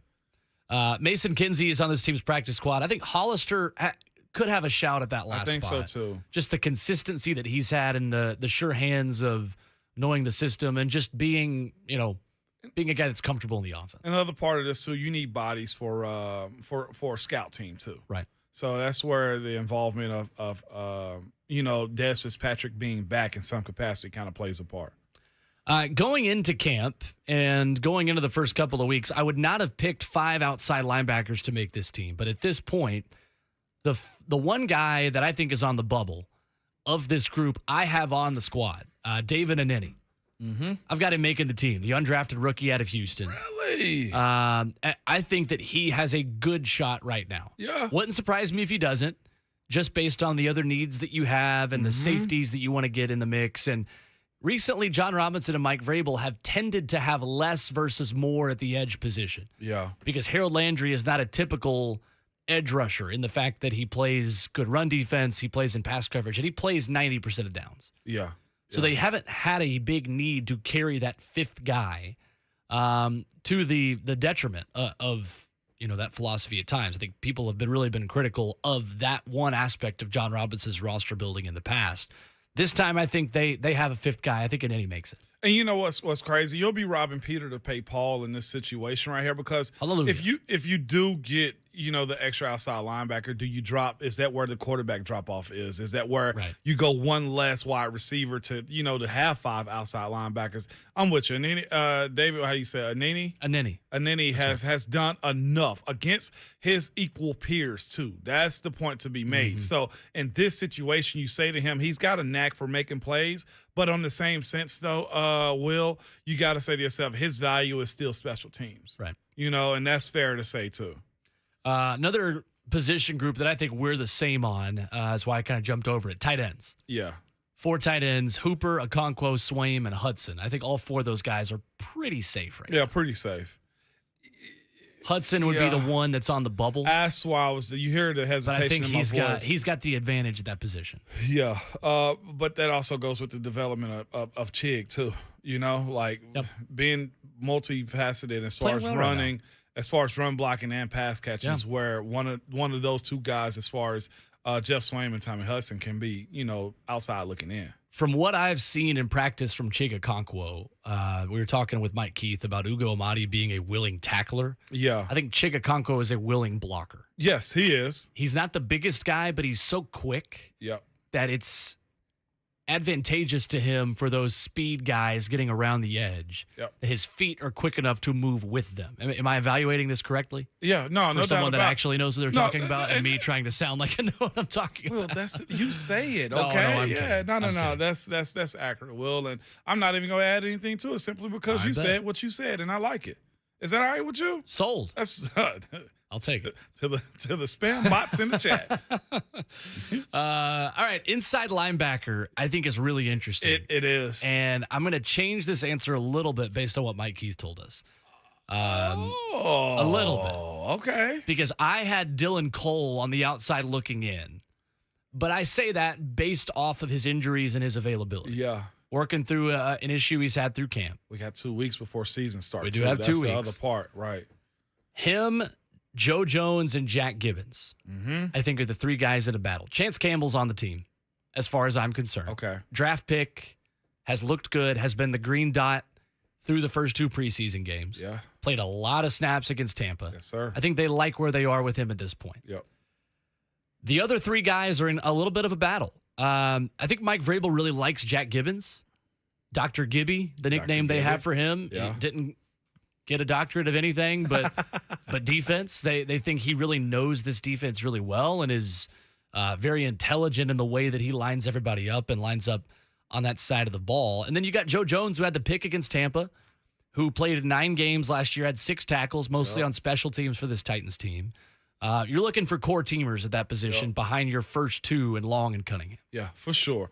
Jack Jones' situation is a little bit older than the other guys, and he's a bigger back too. So it's a factor of, okay, where do you play him at the position a little bit too?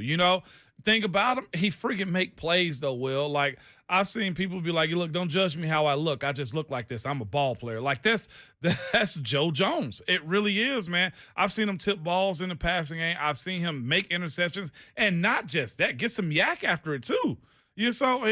He's been Johnny on the spot for a lot of this preseason, and you got to say, if not here, somewhere else. The guy on the outside looking in to me is still Jack Gibbons, though, just simply because I like, me personally, Joe Jones a little bit more, and Dylan Cole for sure.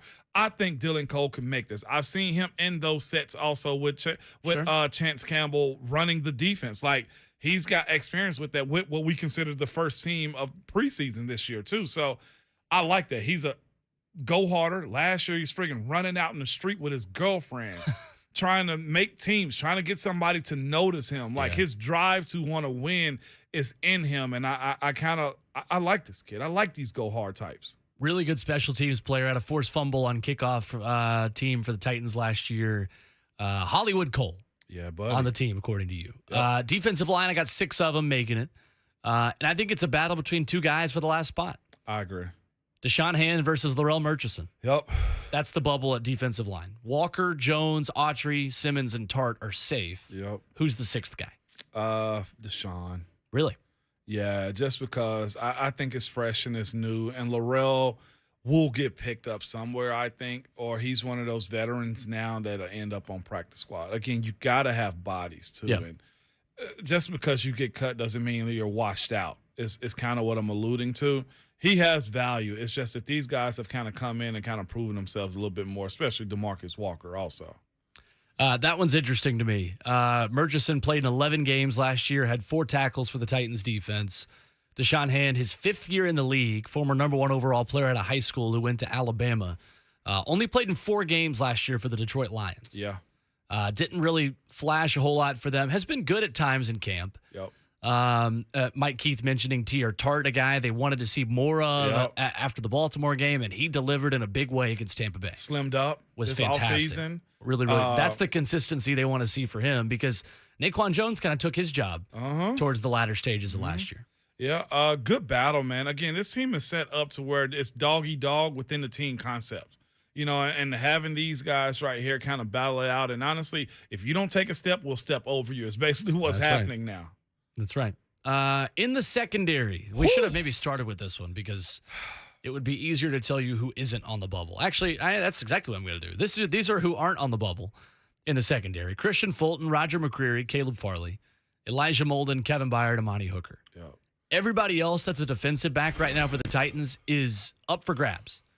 And you've basically got 10 guys battling for 3 to 4 spots. Yeah. I've got Theo Jackson making the team, and I've got Ugo Amadi making the team at this point. And then you're talking about Lonnie Johnson, Greg Mabin, A.J. Moore, Josh Kalu, Tyree Gillespie, Chris Jackson, and Adrian Colbert. Battling for maybe 1 spot, maybe 2, maybe none. Maybe it's just the first 2 that we mentioned. Yep. Kalu is a guy that continues to show up on game day. Not just a really good game against Tampa. The face value that he's getting week in and week out, dog. But, you know, Theo starting the preseason off the way he did is tried and true. A draft pick here also. Chris Jackson, Ugo Amadi. I think it's almost exhausting. Ugo is a safety in name only. Where's the separator in each of them? The versatility for Ugo Amadi is his separator. I think the draft capital that you spent on Theo Jackson, Tyree Gillespie, it plays a little bit of a factor there in the trades that you've made. But when has John Robinson ever cared about that? Yeah, that's right. You know, like... And the price hasn't been substantial for any of them. That's what I'm saying. Future 7th, swapping like 6th and 7th. 2024 draft is what we're talking about. Like, yeah. It's not to now. That price is a little bit different later. And if you get something or if you got nothing out of it, it's a crapshoot. So who's safe out of that list? Who's safe out of that list? Theo, Ugo, Amadi, and I'd love to say Josh Kalu, but something's telling me to go, Lonnie Johnson Jr. I think it's Lonnie Johnson. Yeah. 3 picks last year for Houston, 14 games for him. I'm just trying to figure out why he's been washed and rinsed 2 times, within like the last 5 months. That's right. And then the question we've all been waiting for. Woo! Who's this team's punter? As it stands right now. Morgan Cox, go Vols. You're safe. All right, buddy?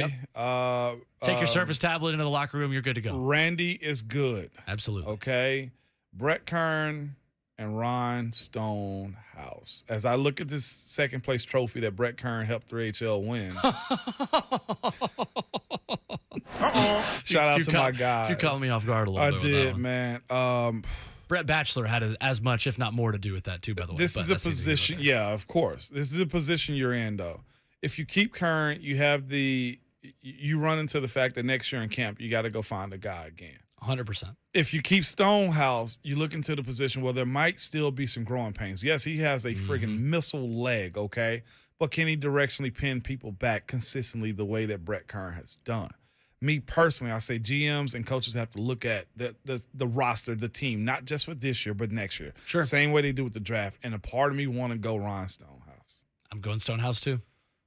I think the ability to flip the field and get 20 to 25 extra yards when you're backed up deep outweighs the risk of losing 10 to 12 yards. Yeah. Because you put it through the end zone for a touchback instead of on the 10-yard line or on the 5-yard line. This is the tough part of the That's business. what you're asking. Would you rather take the risk of being pinned back too deep in your own territory, or would you rather take the risk of a team starting on the 20 more often? Yeah.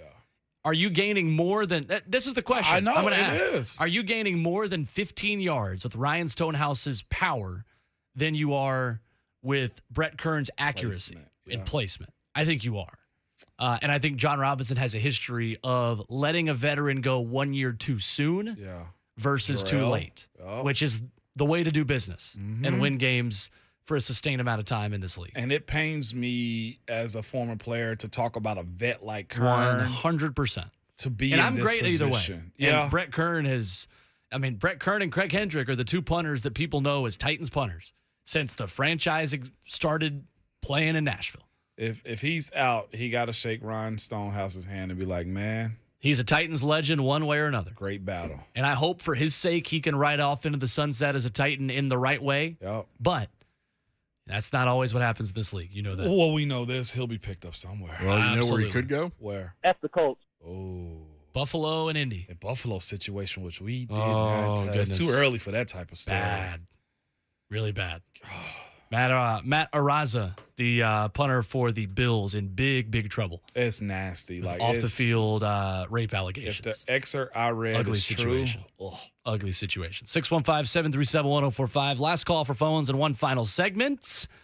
We get you ready for the weekend. Take a little trip around week 0 of college football. We'll tell you what to watch for or what to not watch for if you don't really care yet until week 1. I don't blame you. It's 104.5 The Zone.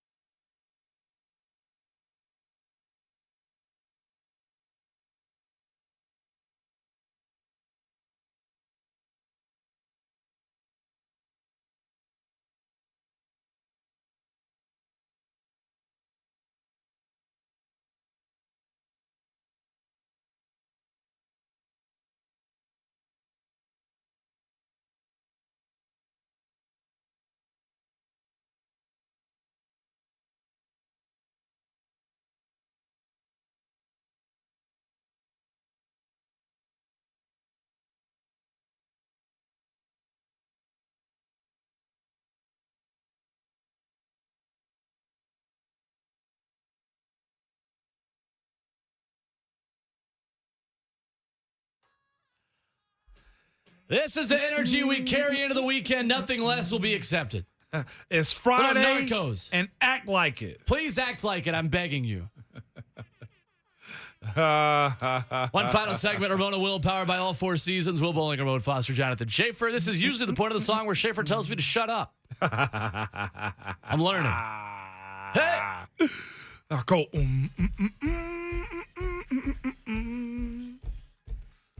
All right, there you go. There's your energy. Ooh, I feel good now. How you do? That's that. Skip the extra cup of coffee.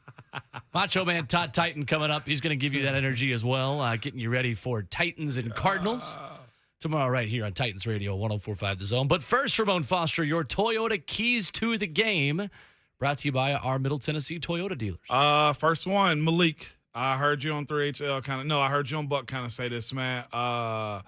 Take that 5%. Get better. That's what we need this weekend. For you and just for the team aspect of it. You know you're on the squad. It's a matter of you taking that either 1, 5, 15, 20% ounce of just getting better this weekend. That's numero uno for me. For me, it is give Malik Willis a clean pocket. I want to see the second string offensive line help him play up to that level and stay upright. Yeah, buddy. And be able to replicate what Ryan Tannehill's been able to do within the same system. I want to see Malik Willis continuing to learn Ryan Tannehill's system, not the system that he would run if he gets in the game at some point this season. Next quick key for me, because most cars you get 2 sets of keys. That's right. Make a good quality. This can unlock an entire different world for you young guys, man. The quality, don't treat it as just another show. No, this is an audition. And I know this is just surface level what I'm saying, but this is so deep as far as, what your life can turn into after this game at about 9 o'clock Central tomorrow night. Good quality work, Will. For me, I want to see somebody separate themselves at the safety position. Yep. Make a play, put the ball on the ground. Yeah. If Josh Kalu replicates what he did against Tampa, I think he's probably a Tennessee Titan on Tuesday of next week. That'd be beautiful. If he's able to do that again.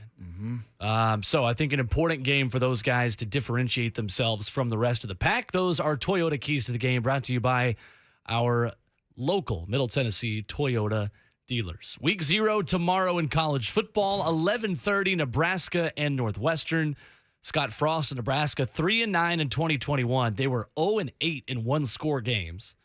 Ex-Texas quarterback Casey Thompson comes in. Ex-Pitt offensive coordinator Mark Whipple. So some new faces. That one's going to be ugly. Yeah. It's like 67 degrees, rainy, and 30-mile-an-hour winds apparently in Dublin. Eesh. So they'll feel right at home in the Big Ten. That'd be all right. Vanderbilt and Hawaii tomorrow night at 9:30. Thank you. Timmy Chang, the legendary Hawaii quarterback, now in charge of his alma mater. Hawaii is 11-1, Ramon Foster, against the spread in its last 12 season openers. That doesn't mean they win. Vandy's win total this year in Vegas, speaking of the betting lines, 2.5. This Ron could Slay be one. is taking the over and is vehement about taking the over. Of course, Vandy's last 2 recruiting classes, ranking 35th and 36th nationally. Perhaps better things in store for the Commodores. But better things are in store right now for you because that is Jonathan Schaefer playing us out for the week. Ramon, it's been a fun week. It's been a quick one. It's been fun, man. Locked in, baby. Let's rock. Titans and Cardinals coming up tomorrow. We say goodbye as we say hello to Macho Man Todd Titan, sending you out with good energy into Titans and Cardinals tomorrow. Oh, yeah! Preparations are being made in Arizona.